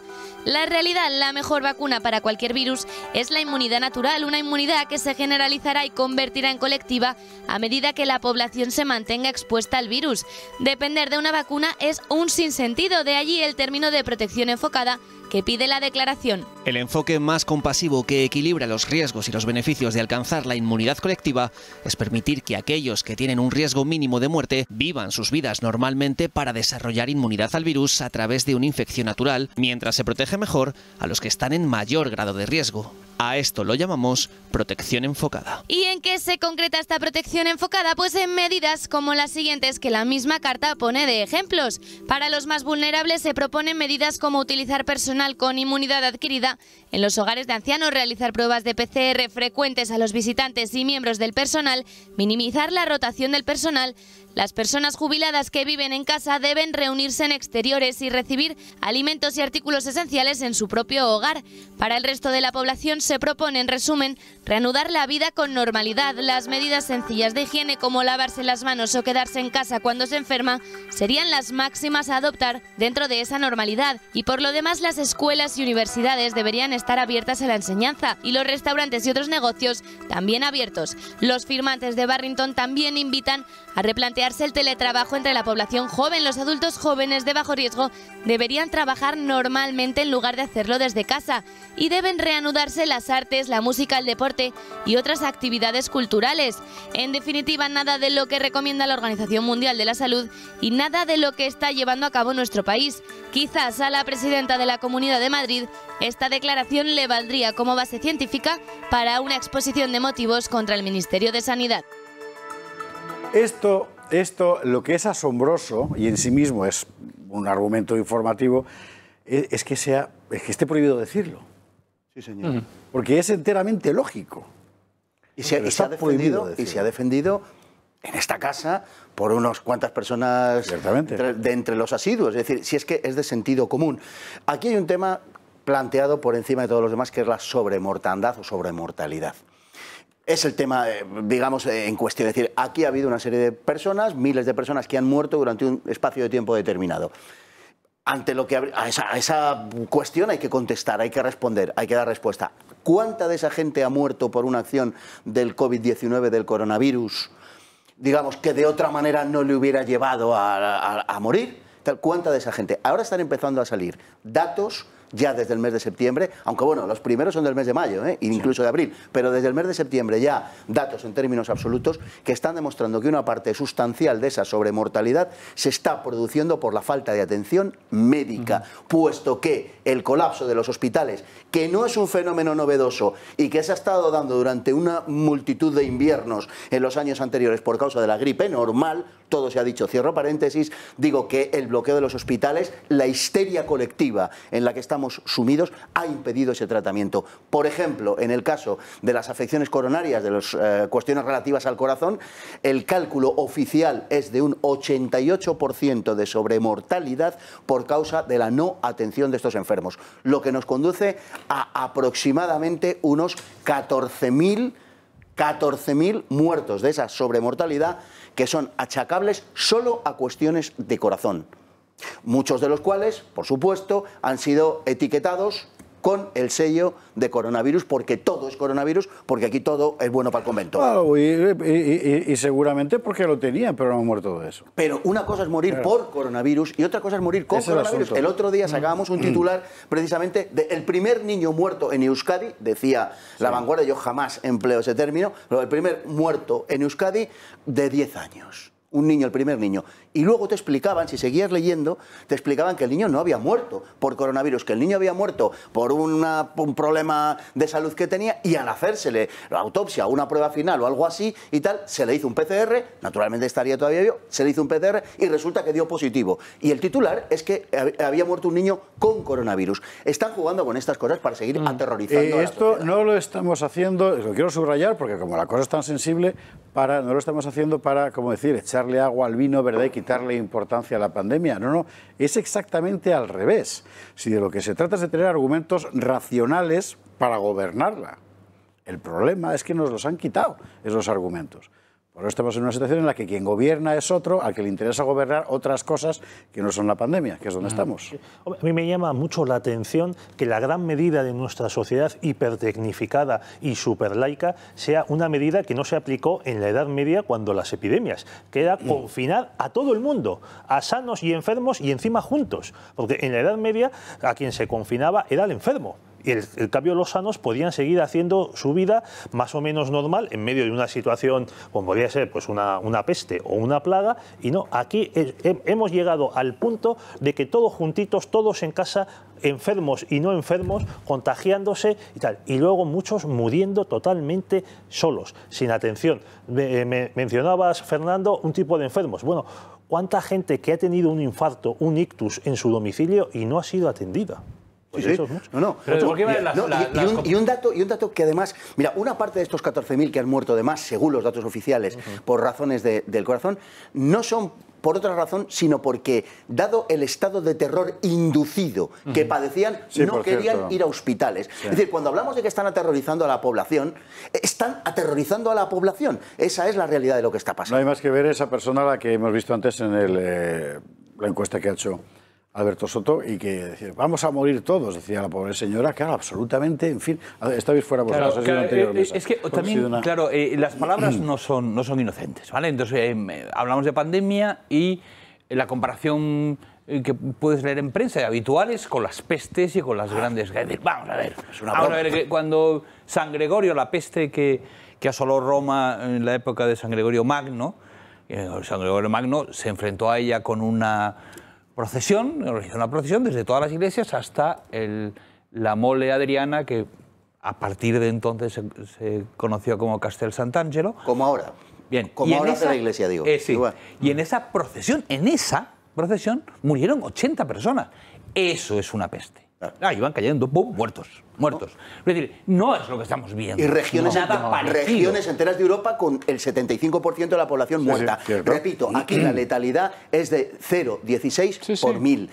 Es decir, que de los contagiados mueren 16 de cada 10.000, si no me sale malo el cálculo. O sea, o 0,16%, perdón. Entonces, de los contagiados, es decir, 16 de cada 10.000 mueren. Es decir, es una letalidad bajísima que se concentra en determinados grupos de población. Y que sigue bajando, gracias a Dios. Y lo que dice la declaración de Barrington, lo que está diciendo es que hay que hacer sentido común, hay que hacer una vida normal por parte de la inmensa mayor parte de la población, ir hacia la inmunidad de grupo, adquiriendo la enfermedad en sí, y proteger a los vulnerables, que es lo contrario de lo que se está haciendo, exactamente al revés. Nos extrañará que los resultados sean los que son. Juan Antonio. Sí, lo que estás diciendo, y además estaba pensando en el nivel de mortalidad que tiene la gripe normal, que va al 1,2 o algo así. Inferior a la gripe normal. Es muy inferior a la gripe pero normal. No se acumula en un... Entonces, lo primero, yo creo que aquí hay un tema del derecho a disentir. O sea, los médicos, por las presiones de las farmacéuticas, por la campaña que hay desde el 2010, que va a venir la catástrofe y que se van a fabricar vacunas en el mundo entero y que esto es el gran boom farmacéutico global. Y no olvidemos que ese es el gran negocio que está en ciernes. O sea, nadie habla mucho, pero todo se está preparando para eso. Mediáticamente, las cadenas, te los compran gobiernos, todo, millones de las cadenas de televisión, los medios, todos están preparando la llegada de la famosa vacunita, que no sé cuándo llegará, pero hay que tenernos preparados. Entonces, ¿qué tiene de malo la identidad de rebaño? Lo que pasa es que no se le ha dejado a los médicos disentir. ¿Qué tiene de malo la identidad de rebaño? Puede ser un enfoque bastante aceptable y lo están recomendando, ¿no? Bueno, y luego la última cosa... Sí. Déjame añadir que es que esa línea de combate contra la pandemia, la inmunidad de rebaño, se está aplicando en Suecia y el experimento está saliendo bastante bien. Claro.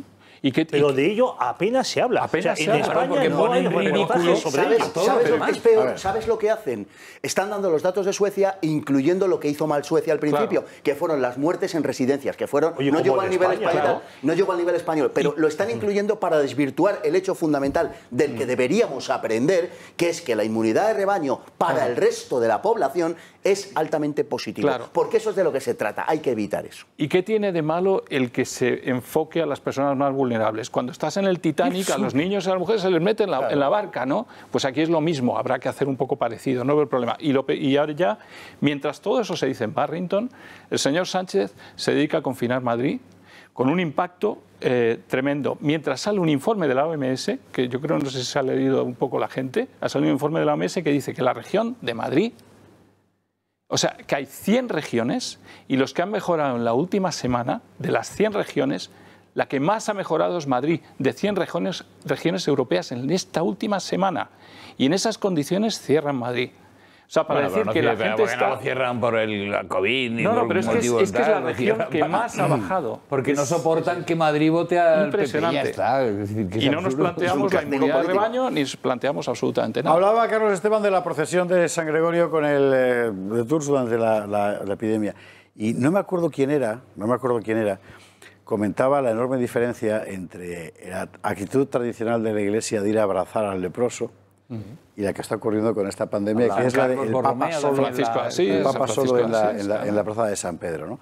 El Papa, como usted sabe, ha emanado una nueva encíclica que se llama Fratelli Tutti, ¿no? En italiano. Bueno, no es en latín, es en italiano. Y es una encíclica que ha dejado... También en italiano, curioso. Sí, ¿verdad? Es una encíclica que ha dejado sorprendida a muchísima gente. Yo me la he leído, tengo que decir.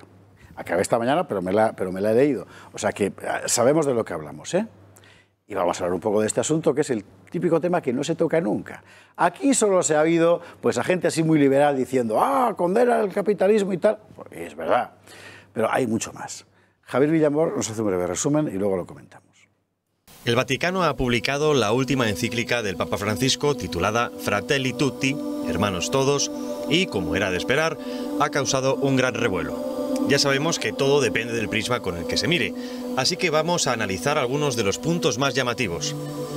Francisco ha criticado, de manera directa pero sutil, los grandes problemas de nuestro tiempo. En el punto 12, por ejemplo, critica el liberalismo económico sin límites, pieza clave del globalismo. Abrirse al mundo es una expresión que hoy ha sido cooptada por la economía y las finanzas. Se refiere exclusivamente a la apertura a los intereses extranjeros o a la libertad de los poderes económicos para invertir sin trabas ni complicaciones en todos los países. Los conflictos locales y el desinterés por el bien común son instrumentalizados por la economía global para imponer un modelo cultural único. En el punto 13 ataca la fiebre revisionista que lastra las sociedades occidentales, lo que algunos conocen como deconstrucción. En la práctica esto significa desprenderse de la cultura propia, pero sin que se ofrezca una verdadera alternativa. Por eso mismo se alienta también una pérdida del sentido de la historia que disgrega todavía más. Se advierte la penetración cultural de una especie de deconstruccionismo donde la libertad humana pretende construirlo todo desde cero. Deja en pie únicamente la necesidad de consumir sin límites y la acentuación de muchas formas de individualismo sin contenidos. Precisamente la deconstrucción a la que hace referencia tiene como elemento primario la perversión del lenguaje y, por tanto, del significado de las palabras. ¿Qué significan hoy algunas expresiones como democracia, libertad, justicia, unidad? Han sido manoseadas y desfiguradas para utilizarlas como instrumento de dominación, como títulos vacíos de contenido que pueden servir para justificar cualquier acción. Francisco es muy crítico con la mentalidad consumista, con el materialismo, signo de nuestro tiempo. El pensar que la vida son 4 días y que tiene que ser vivida al máximo como si no hubiera consecuencias en el futuro.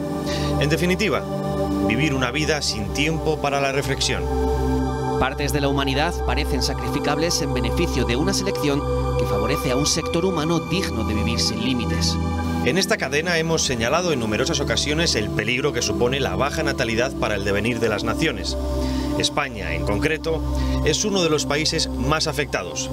Para ser más precisos, somos el segundo país con menor natalidad de Europa. Esto es lo que conocemos como invierno demográfico. Se suma al desprecio a los ancianos, a los sabios de nuestras sociedades, a la memoria viva.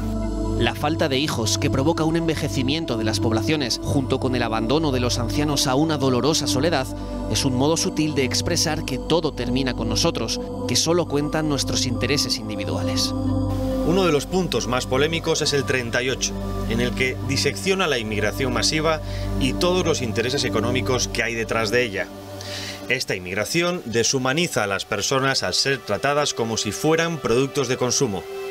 Lamentablemente, otros son atraídos por la cultura occidental, a veces con expectativas poco realistas que los exponen a grandes desilusiones. Traficantes sin escrúpulos, a menudo vinculados a los cárteles de la droga y de las armas, explotan la situación de debilidad de los inmigrantes, que a lo largo de su viaje, con demasiada frecuencia, experimentan la violencia, la trata de personas, el abuso psicológico y físico y sufrimientos indescriptibles. Como decíamos al principio, Fratelli Tutti ha producido una cascada de reacciones. Por un lado, la Gran Logia de España ha alabado el texto por defender la fraternidad universal. Por otro, Íñigo Errejón, aprovechando que el Pisuerga pasa por Valladolid, critica a los cristianos con el típico argumento maniqueo de o conmigo o contra mí.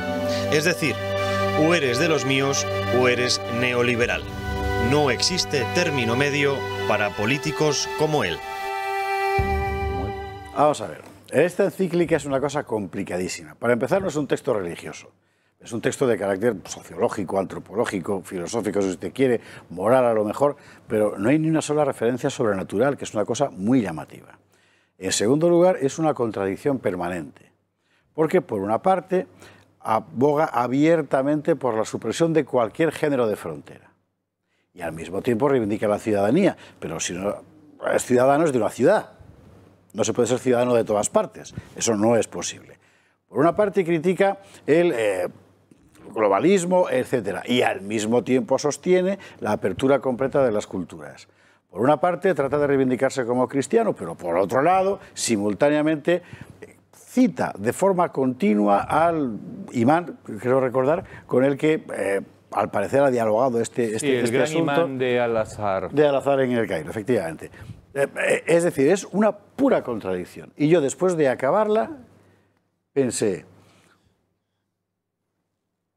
podía haberlo escrito cualquier profesor de teología de Salamanca, en fin, de comillas, yo qué sé. De... Cualquier estudiante de sociología, yo creo, más que cualquier profesor de teología. Porque una cosa es que la Iglesia se ocupe algunas veces de aspectos humanos y otra cosa es que no hable más que de cuestiones de tipo sociológico y puramente humana. Es decir, es una cosa verdaderamente, bueno, a la que nos estamos acostumbrando y nos tiene acostumbrados este Papa, vamos a llamarle, que se ha convertido en un... El Papa es, joder. Sí, pero que me cuesta llamarle Papa. O sea, cuando yo hablo de Papa tengo en la cabeza otra imagen. Pío X. Dime que es Pío X. San Pío V. Corramos un tupido velo. No, la cuestión es que es Papa y además es otra cosa, es un agente del globalismo. Él ha interiorizado que el mundo va a ir por esa dirección y está haciendo todo lo posible por superponerse, que no sobreponerse, al mundo como una especie de calcomanía y le gustaría, entiendo, y se desprende de sus actitudes, y no creo de estar diciendo nada exagerado, le gustaría ser la cabeza de una especie de religión unificada que incluyese desde el ecologismo a todos sus amigos, imanes, budistas, en fin, el jaleo que tiene en la cabeza, y si no, pues no hace falta más que echar un vistazo. Creo que es una auténtica desgracia para la Iglesia. A ver, orden, Carlos Esteban, Castro Barbadillo. No, a mí me llama bastante la atención que de las tres encíclicas papales, dos de ellas, por lo menos, las dos últimas, vamos a ver,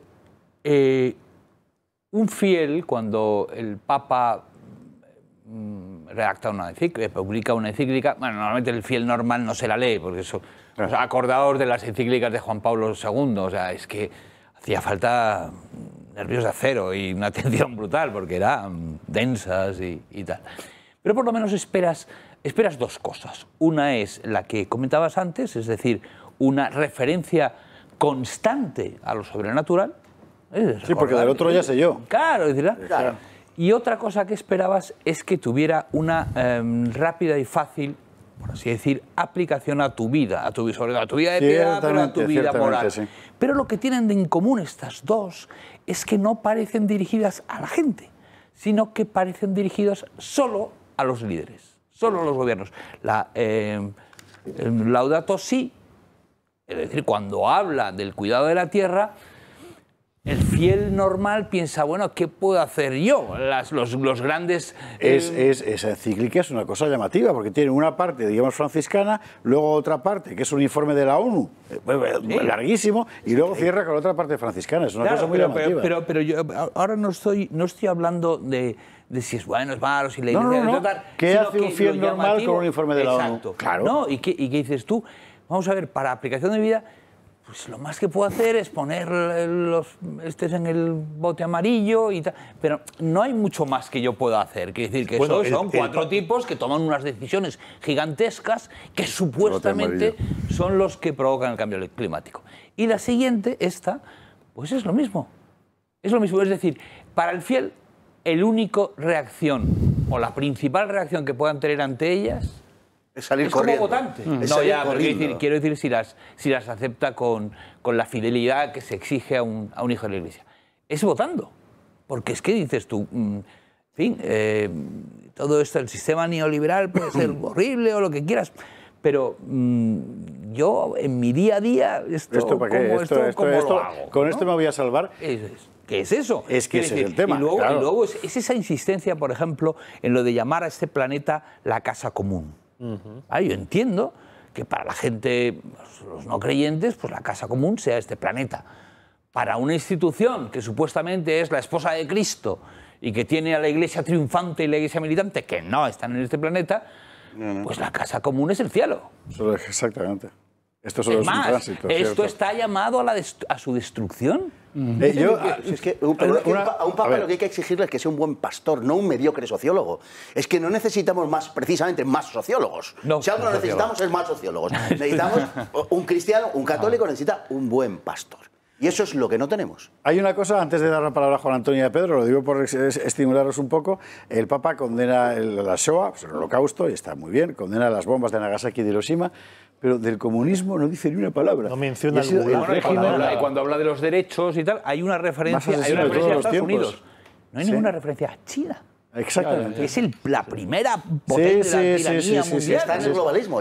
Juan Antonio, Pedro, que os he quitado la palabra intencionadamente. A ver, con el mayor respeto por los creyentes y por el Papa, he leído la encíclica rápidamente a lo largo del día de hoy y me he quedado bastante sorprendido.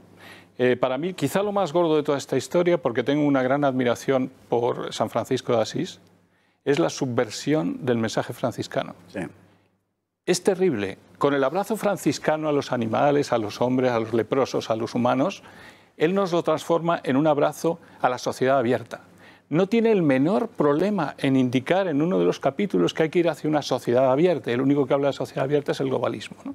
Bien, eso es un punto. Bueno, un momento, déjame que te interrumpa, ya que si tienes una devoción especial a San Francisco o un conocimiento especial de San Francisco, sabrás que la encíclica empieza con una anécdota de San Francisco, a la vida de San Francisco, que es la visita al sultán al Malik. Yo no recuerdo el nombre del sultán, pero efectivamente era como Sánchez, pero en sultán.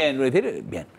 Y miras cómo lo cuenta, entonces dice el Papa, algo así como la bondad, la sumisión, no sé qué, lo que hace es ver al otro, al hermano en el otro y transmitirle algo así como la necesidad de una fraternidad. No, y va y está perfectamente reflejado en todos los documentos que hacen referencia a ese episodio, que fue a decirle, vengo a convertirte a Cristo, que es el único salvador del universo. Entonces, es decir, es exactamente lo contrario de lo que estás intentando reflejar.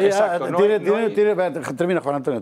No hay una visión hacia la fraternidad cristiana. Digamos, voy a utilizar el concepto de fraternidad para hacer globalismo. ¿Y por qué digo que hace globalismo? Se centra en traer un globalismo de estas naciones que son medio extrema derecha, que quieren ser nacionales, patriotas y demás. Y habla de naciones y frente a lo que sería un mundo global, ¿no? Y luego habla de un globalismo para las minorías. Estamos de nuevo en ese lenguaje de minorías. Ahora se trata solo de las minorías. Pero quizá lo peor es cuando dice que los derechos humanos tienen que centrarse en la igualdad de los humanos, ¿no? Pero un momento, no menciona ni una sola vez los derechos humanos respecto a la familia, al derecho a la vida, contra la cultura de la muerte. ¿Dónde están las menciones a lo más? Contra el aborto sí que se pronuncian. Contra el aborto es una de ellas. Pero creo que son dos líneas, ¿no? Pero son dos líneas. Lo demás es solo la igualdad de derechos humanos. Y luego es no excluir al extranjero, aceptar la inmigración de la manera más bestia, porque no hace más, casi todos los capítulos repiten otra vez la no exclusión, aceptar las religiones de fuera. Pero cuidado, ¿por qué vamos a aceptar la religión de fuera si va en contra de mi propia religión? No lo sé. Habrá también que tener unos límites de aceptación, ¿no? Que tampoco pone. Nueva cultura, la cultura, marxismo cultural, la nueva cultura. Estamos otra vez con esos conceptos y el tema de la propiedad privada, que ya es el mejor. Nos lanza una idea de que la propiedad privada no es tan sacrosanta y que, por lo tanto, como todos somos hermanos, deberíamos poder compartir los bienes comunes, que dice que son de todos. Y pues además, ese es uno de los elementos más discutibles. Uno, la cuestión de la propiedad, en la que él trata de, por así decir, interpretar a su manera la versión desde Santo Tomás de Aquino de lo que significa la propiedad, porque para Santo Tomás de Aquino la propiedad de las cosas indispensables para la vida sí que tenían que ser de común disposición, pero no los objetos ni los beneficios que ofrecen. 2, esta cuestión que le decía de la auténtica la desaparición del comunismo. 3, no sé por qué motivo, cuando cita la Biblia en particular, sustituye la palabra extranjero por la palabra migrante. Es una palabra que ciertamente los hebreos utiliza migrante, ¿verdad? Utiliza migrante en lugar de extranjero. Perdona, Carlos, que hemos de irnos a la policía, sino para gastar anuncio, ya sabes. Y cuarta, antes de dar la palabra a Barbadillo, efectivamente, cuando habla de la visita de San Francisco al sultán, lo hace envolviéndolo en la palabra sumisión, que es lo que quiere decir Islam. Claro. Ahora, hacer de San Francisco un globalista me parece ya... Vamos a la publicidad y a la vuelta Barbadillo nos cuenta estas y otras cosas y ojo, que luego nos vamos a los crímenes del PSOE. Hasta ahora mismo. 23:36, 1 hora menos en Canarias, y estamos haciendo lo que ninguna cadena de televisión va a hacer, que es coger la última encíclica del Papa y analizarla. Y bueno, y estamos en ello. Pedro Fernández Barbadillo. Pues como a mí me ha enseñado, aunque mentir era y es pecado, pues no voy a decir que he leído la encíclica porque no la he leído. Lo que he hecho ha sido usar el buscador e ir buscando los temas y las palabras principales. Es que la encíclica tiene 44.000, casi 500 palabras. La verdad, José Javier, Juan Antonio, os admiro por haberosla leído en tan breve espacio de tiempo. Bueno, en 3 días tampoco ha sido claro. Pero es que he estado haciendo cálculos. La última encíclica de Benedicto XVI, Caritas Veritati, 31.000 palabras. La última encíclica de Juan Pablo II, que ya estaba enfermo, 18.000. Y la Centésimus Annus no llegaba a las 28.000. Aquí nos ha soltado una encíclica de 44.000 palabras. De las cuales, por cierto, una buena parte son de sí mismo. Autocitas, sí, claro. El 60%. Y luego, con el buscador, ahí he estado, diálogo 46 veces, solidaridad 22, Dios 95, Iglesia 32, menos que diálogo, conversión una vez, solo habla de la conversión una vez, y dogma de fe también lo pronuncia una vez, pero referido a la fe neoliberal en el que el mercado lo soluciona todo. O sea, esta es la única fe, o la única fe con dogmas que existe para el Papa de la Iglesia Católica. Perdón, familia, no aparece.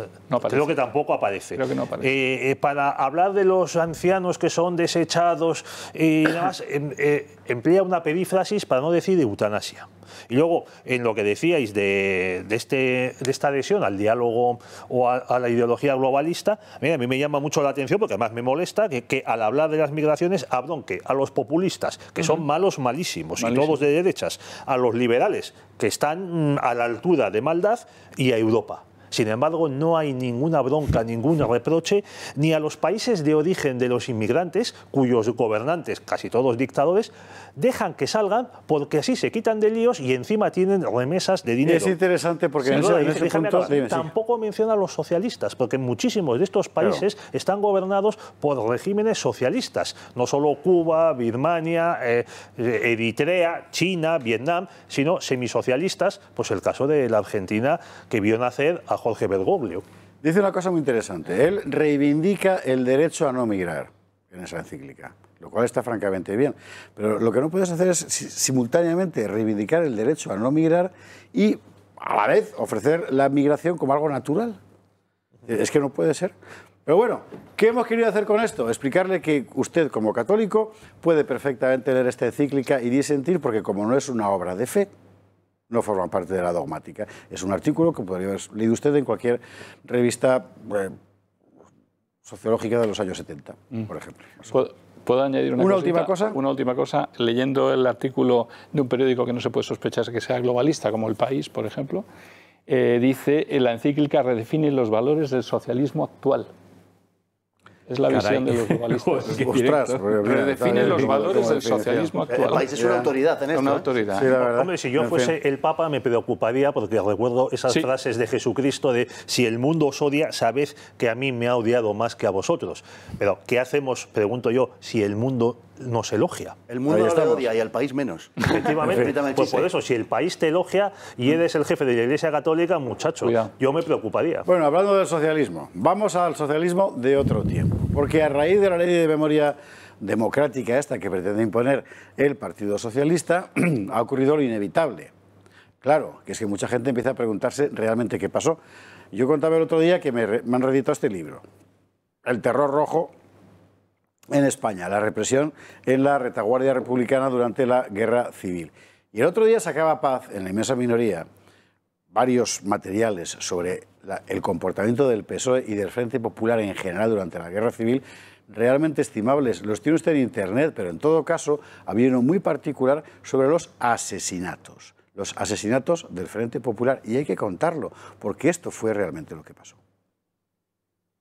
Sacerdotes, derechistas, católicos, gente de clase media, trabajadores no sindicados en las organizaciones revolucionarias, campesinos, monjas, militares, profesionales liberales, fueron los principales grupos sociales que sufrieron los ataques de las milicias socialistas. Estas, pese al aspecto tumultuoso de los acontecimientos, estaban perfectamente organizadas. Contaban con militares y policías como instructores. Estaban entrenadas en el manejo de las armas y estructuradas jerárquicamente. El florecimiento de las checas al estallar el 18 de julio no fue casual. Las checas eran centros de detención ilegal y arbitraria, de torturas y asesinatos que produjeron víctimas por decenas de miles. Solo en Madrid hubo más de 200 de estos centros, pero se extendieron además por todas las grandes ciudades que controlaba el Frente Popular, como Barcelona o Valencia. La mayor parte de ellos estaban en manos de las Juventudes Socialistas Unificadas, nutridas con militantes del PSOE, aunque en buena parte dirigidas por comunistas. Desde el gobierno que presidieron a partir de septiembre de 1936, los socialistas no hicieron nada por detener los crímenes. Lo más terrible fueron los asesinatos, cuyas imágenes se difundieron por toda Europa. Entre julio y diciembre de 1936, en España se asistió a una orgía de destrucción que desacreditó la causa de la República y del Frente Popular en toda Europa, excepto en los sectores más radicales de izquierdas. Iglesias, conventos, monasterios, colegios, bibliotecas, seminarios y todo tipo de edificios religiosos católicos ardieron sin apenas excepciones en toda la zona revolucionaria. La pérdida patrimonial y artística fue la mayor de la historia de España, incluso superior a la sufrida con la invasión napoleónica. Ser sacerdote, falangista, tradicionalista o miembro de Acción Popular era pasaporte seguro para ser asesinado. En esos primeros meses de la guerra bastaba igualmente con ser reconocidamente católico o con no ser persona confesamente izquierdista para caer víctima de las milicias. El PSOE había abonado durante décadas el anticlericalismo que ahora estallaba con singular ferocidad y la intransigencia contra las fuerzas políticas o sindicales que no fueran las propias. A la guerra interna en el seno del socialismo le acompañó el duro enfrentamiento con la CNT, que estalló en mayo de 1937 en Barcelona, en lo que fue la primera guerra civil interna de la zona revolucionaria. La segunda tendría lugar en marzo de 1939 en Madrid, cuando agonizaba el conflicto y una parte del PSOE se rebelase contra la entrega del poder por el ala negrinista al Partido Comunista.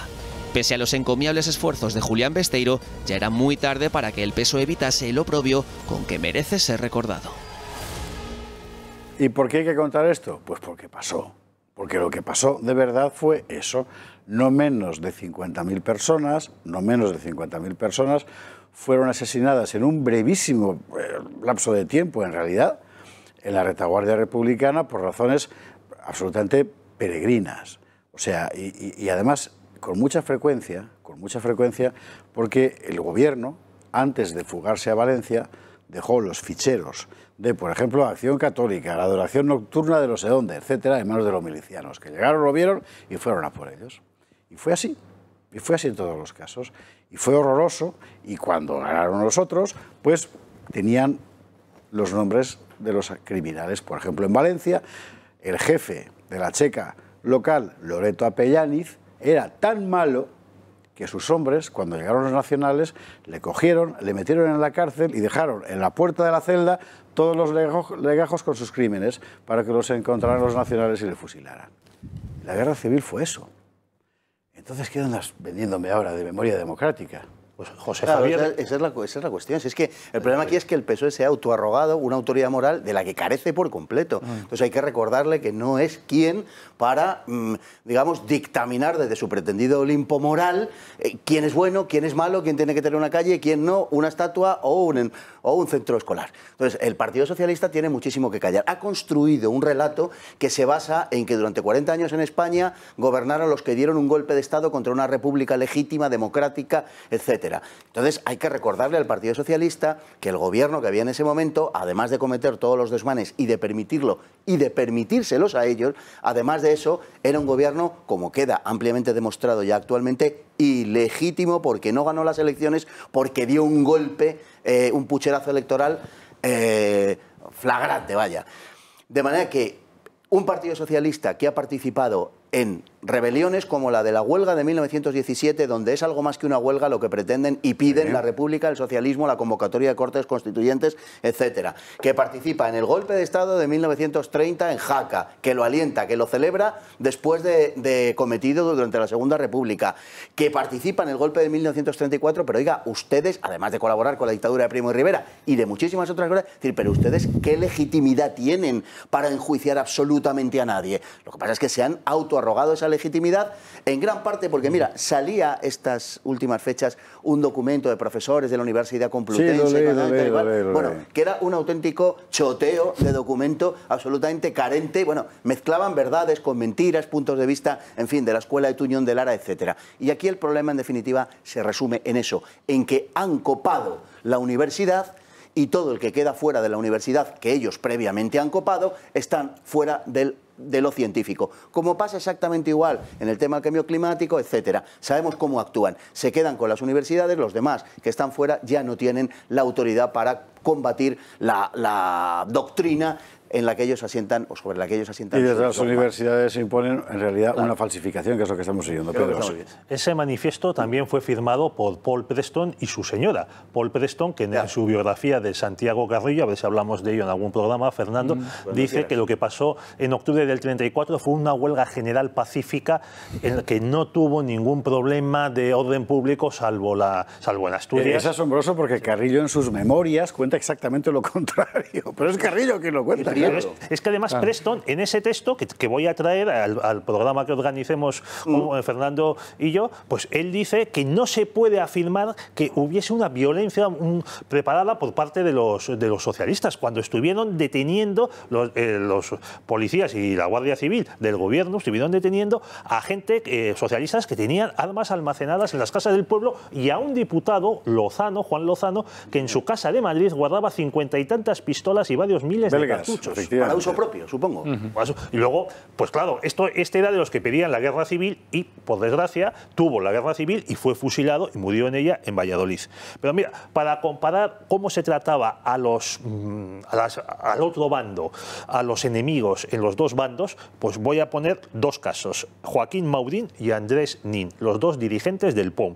Andrés Nin le pilla el 18 de julio en la zona, vamos a decir, Leal, y entonces llega a ser un gran jefe del POM, llega a dirigir pues ejércitos, a tener importancia, pero como le caía muy mal a Stalin, pues los sicarios de Stalin convencen a Juan Negrín, socialista, para que se le detenga, se le torture y se le haga desaparecer. Eso en junio del 37. Joaquín Maurín, diputado, es sorprendido por el 18 de julio en Galicia. Exacto. Trata de escapar, llega creo que hasta Jaca. Es detenido cuando está a punto de cruzar la frontera. Le condenan a 30 años de cárcel. No le fusilan, ni le torturan, ni le arrancan la piel, ni nada de eso. Cosa que sí que le hicieron a Andreu Nin los suyos. En 1946, este señor comunista es indultado por el gobierno de Franco. ¿Y qué hace este señor tan comunista y tan interesado en el bienestar del pueblo? Se va a montar una empresa a Nueva York. Y muere ahí en 1973.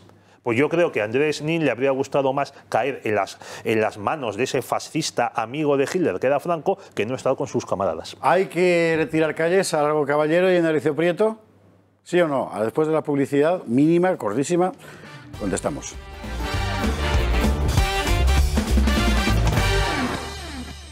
Juan Antonio de Castro, hay que quitar las calles a Indaricio Prieto, Largo Caballero, etcétera. Pregunta interesante, porque yo soy partidario de que no, pero... Sí. A Franco tampoco. Sí, no, antes de lo de las calles, quería añadir simplemente que es verdad que el odio que se generó en aquella época y la tragedia que significó para nosotros, que tengan mucho cuidado los actuales dirigentes de no tocar las narices al mundo. O sea, no volvamos nunca más al 1.000.000 de muertos, no volvamos a estas cosas, ¿no? Es una tragedia. Pero su forma de generar odio actualmente mucha gente estará pensando si nos podría llevar o no a un cataclismo igual, ¿no? Hay una diferencia enorme. El padrino soviético, el marxismo económico de la época, más bien materialismo, es muy diferente del marxismo cultural y del globalismo que tienen hoy, ¿no? Entonces yo espero que pero si se genera el odio podríamos volver ahí. ¿Quitar las calles? No, yo no soy partidario de quitar las calles. ¿Me permites? Por favor, Carlos. A mí me hace mucha gracia el sistema que tenía Wenceslao Fernández Flórez ante este problema. Se le ocurrió una idea genial, claro, decir, es un follón tremendo que tú seas un taxista de Madrid y cada cierta época, cada vez que cambia un régimen, pues no sepas ya dónde las calles como son y tal. Entonces se le ocurrió la idea genial. Lo que hay que hacer es, tú tienes calle del glorioso general Perengánez, cambia de régimen, entonces pones calle del infame general. Así no tienes que cambiar la calle. Pero pues es una opción. Añadir en lo de cambiar las calles. Un caso de un familiar. Un tío abuelo mío tiene una calle, Francisco Castro, en Benavente. Y de repente, hace 2 años o 3 años, llegó un gobierno socialista y decía, no, es que bueno, resulta que era médico y que curaba gratis a todo Benavente, y no solo eso, sino que cuando se jubiló en Madrid, venían los de Benavente a curarse gratis con él, gran benefactor, le pusieron un busto en Benavente, en el centro de la plaza del ayuntamiento. Cuando llega el alcalde socialista, dice, no, es que tenía unas ideas muy de derechas, entonces le quitamos la calle. Ya está, ya está. Eso de quitar y poner calles, porque yo ahora tengo una ideología diferente. ¿Qué es esa imbecilidad, no? Pero eso es un plan de la izquierda de que en España no puede ser homenajeado ni puesto como modelo nadie que no esté, que no sea de su banda. Pero aunque su bondad y su filantropía ya sea enorme, es que da igual. No puede ser, no puede existir nadie bueno, nadie justo, nadie santo que no sea como ellos. Exacto. No sea de los suyos. Hombre, yo en Bilbao tengo que reconocer que le tengo especial inquina a una calle que se llamaba de Espartero. Dices, ¿cómo no va a tener calle en Bilbao el general Espartero, que salvó la ciudad de de 2 sitios carlistas? No, fue uno, pero hubo 2 en esa guerra. Bueno, pues los del PNV, con el primer ayuntamiento, le tenían tanto odio a Espartero por el asunto de la abolición foral, que le quitaron la calle y se la dieron a uno de los suyos, que encima estaba vivo, Juan Ajudiaguerra, cuyo mayor mérito en la guerra civil fue negociar la rendición de los gudaris con los fascistas italianos. O sea, no con Franco, no, Mola no, porque se había matado en un accidente de avión. No con Queipo de Llano, no con Sancho Dávila, no con García Baliño, no. Se fue a negociar con un cónsul de Mussolini en Francia. Diría, con unos que se nos rinden. Entonces, este señor es el que está siendo homenajeado en Bilbao. Fíjate, Juan Antonio, qué diferencia con tu pariente, que tenía ideas conservadoras. Bueno, pues este señor le dio Santander entero no solo a Franco, sino a Mussolini. O sea, tenía ideas mucho más conservadoras. Entonces, paz. Bueno, yo, en principio, a mí me gustaría, creo que lo he dicho alguna vez, que hubiera calles que recogieran la historia de España en su conjunto. De hecho, durante la época del franquismo, en Madrid y en otras muchas ciudades de España, estaban llenas a rebosar de calles de ilustrísimos masones. Bueno, y todavía. Serrano, por supuesto, y todavía, digo, todavía, por supuesto. El callejero de Madrid es incomprensible sin la masonería. No entiendes nada. Claro. Absolutamente. Y no, Salustiano Rózaga, Mendizábal, todos, que Espartero mismo. Literalmente. El príncipe de Vergara. No se les quitó las calles, ni se procedió de ninguna manera en ese sentido. Sí se quitó la avenida de la Unión Soviética, es así. Pero las calles de los masones, porque eran así, los franquistas eran así. Pero la cosa de los masones, por ejemplo, no se tocó, ¿no? Entonces yo no soy partidario de romper los escudos de las fachadas, de quitar las calles, de hacer todo este tipo de barbaridades en absoluto. Ahora bien, al punto donde hemos llegado realmente, y según los criterios que hoy se utilizan, procede quitarle las calles a unos señores que... bueno, pues que no fueron precisamente espejo de democracia, que dieron golpe de Estado, que prepararon una rebelión contra la República. Si a Franco se le quita y a los demás se les quita por preparar una rebelión contra la República, Largo Caballero e Indalecio Prieto, como reconoce el propio Prieto en sus memorias, y pide perdón, no lo dice con orgullo, habrá que quitarle las calles también. Repito, aplicando su propia medicina. Es que yo creo que eso es lo que les he gritado hasta el punto de decir que había sido una aplicación torticera de la ley de memoria histórica. Claro, ellos la habían concebido para el otro, y ahora llega al poder, pues mira, te aplico tu te aplico tu ley y es una auténtica locura. Al final, lo único importante en todo esto es que está sirviendo para que mucha gente, creo que lo decías tú antes, que no tiene ni la menor idea de quién puede ser el gordo ese de la plaza de San Juan de la Cruz y tal, pues el que era Prieto, ¿verdad? O quién era Largo Caballero, porque pensaban que Largo Caballero era, no sé, una unidad de medida. No. Bueno, pues era un señor, sepan quién es y lo que pasó. Y ya de paso, pues la calle Margarita Nelken de Torrelodones, que es completamente incomprensible. Que Margarita Nelken tenga una calle, Margarita Nelken, en fin, un auténtico monstruo. Bueno, oye, Cristiano García tiene una calle en Alcalá de Henares y era un señor comunista que vino a España por orden de Carrillo y de la Pasionaria a matar a sus camaradas disidentes. Sí, señor. Lo que pasa es que como contribuyó a luchar contra los nazis, no a liberar París, la verdad, entonces, claro, pues era un luchador antifascista y eso ya parece que es como el agua del Jordán que te redime de todos tus pecados. Y no es así. Y ponerles nombres de flores y ¿verdad? Sí, las urbanizaciones hacen eso, ¿no? ¿Eh? Las urbanizaciones. Claro, se quitan de problemas. A mí me parece muy bien que los países de verdad dediquen sus calles a honrar a quienes han construido su historia. Me parece algo que es bonito.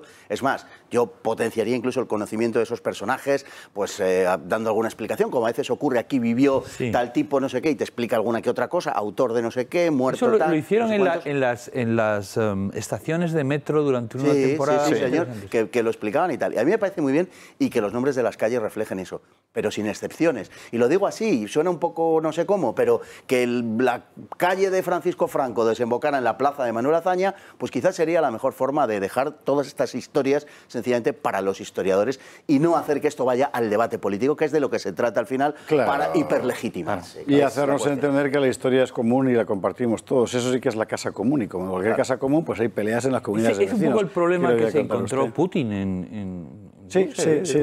Y Putin lo que intentó es voy a rescatar, voy a rescatar el pasado soviético y voy a rescatar los zares. Ha rescatado simultáneamente a Denikin y a Stalin, que tiene muchísimo mérito. En fin, señores, que nos quedan 30 segundos. Que ustedes se confinen bien.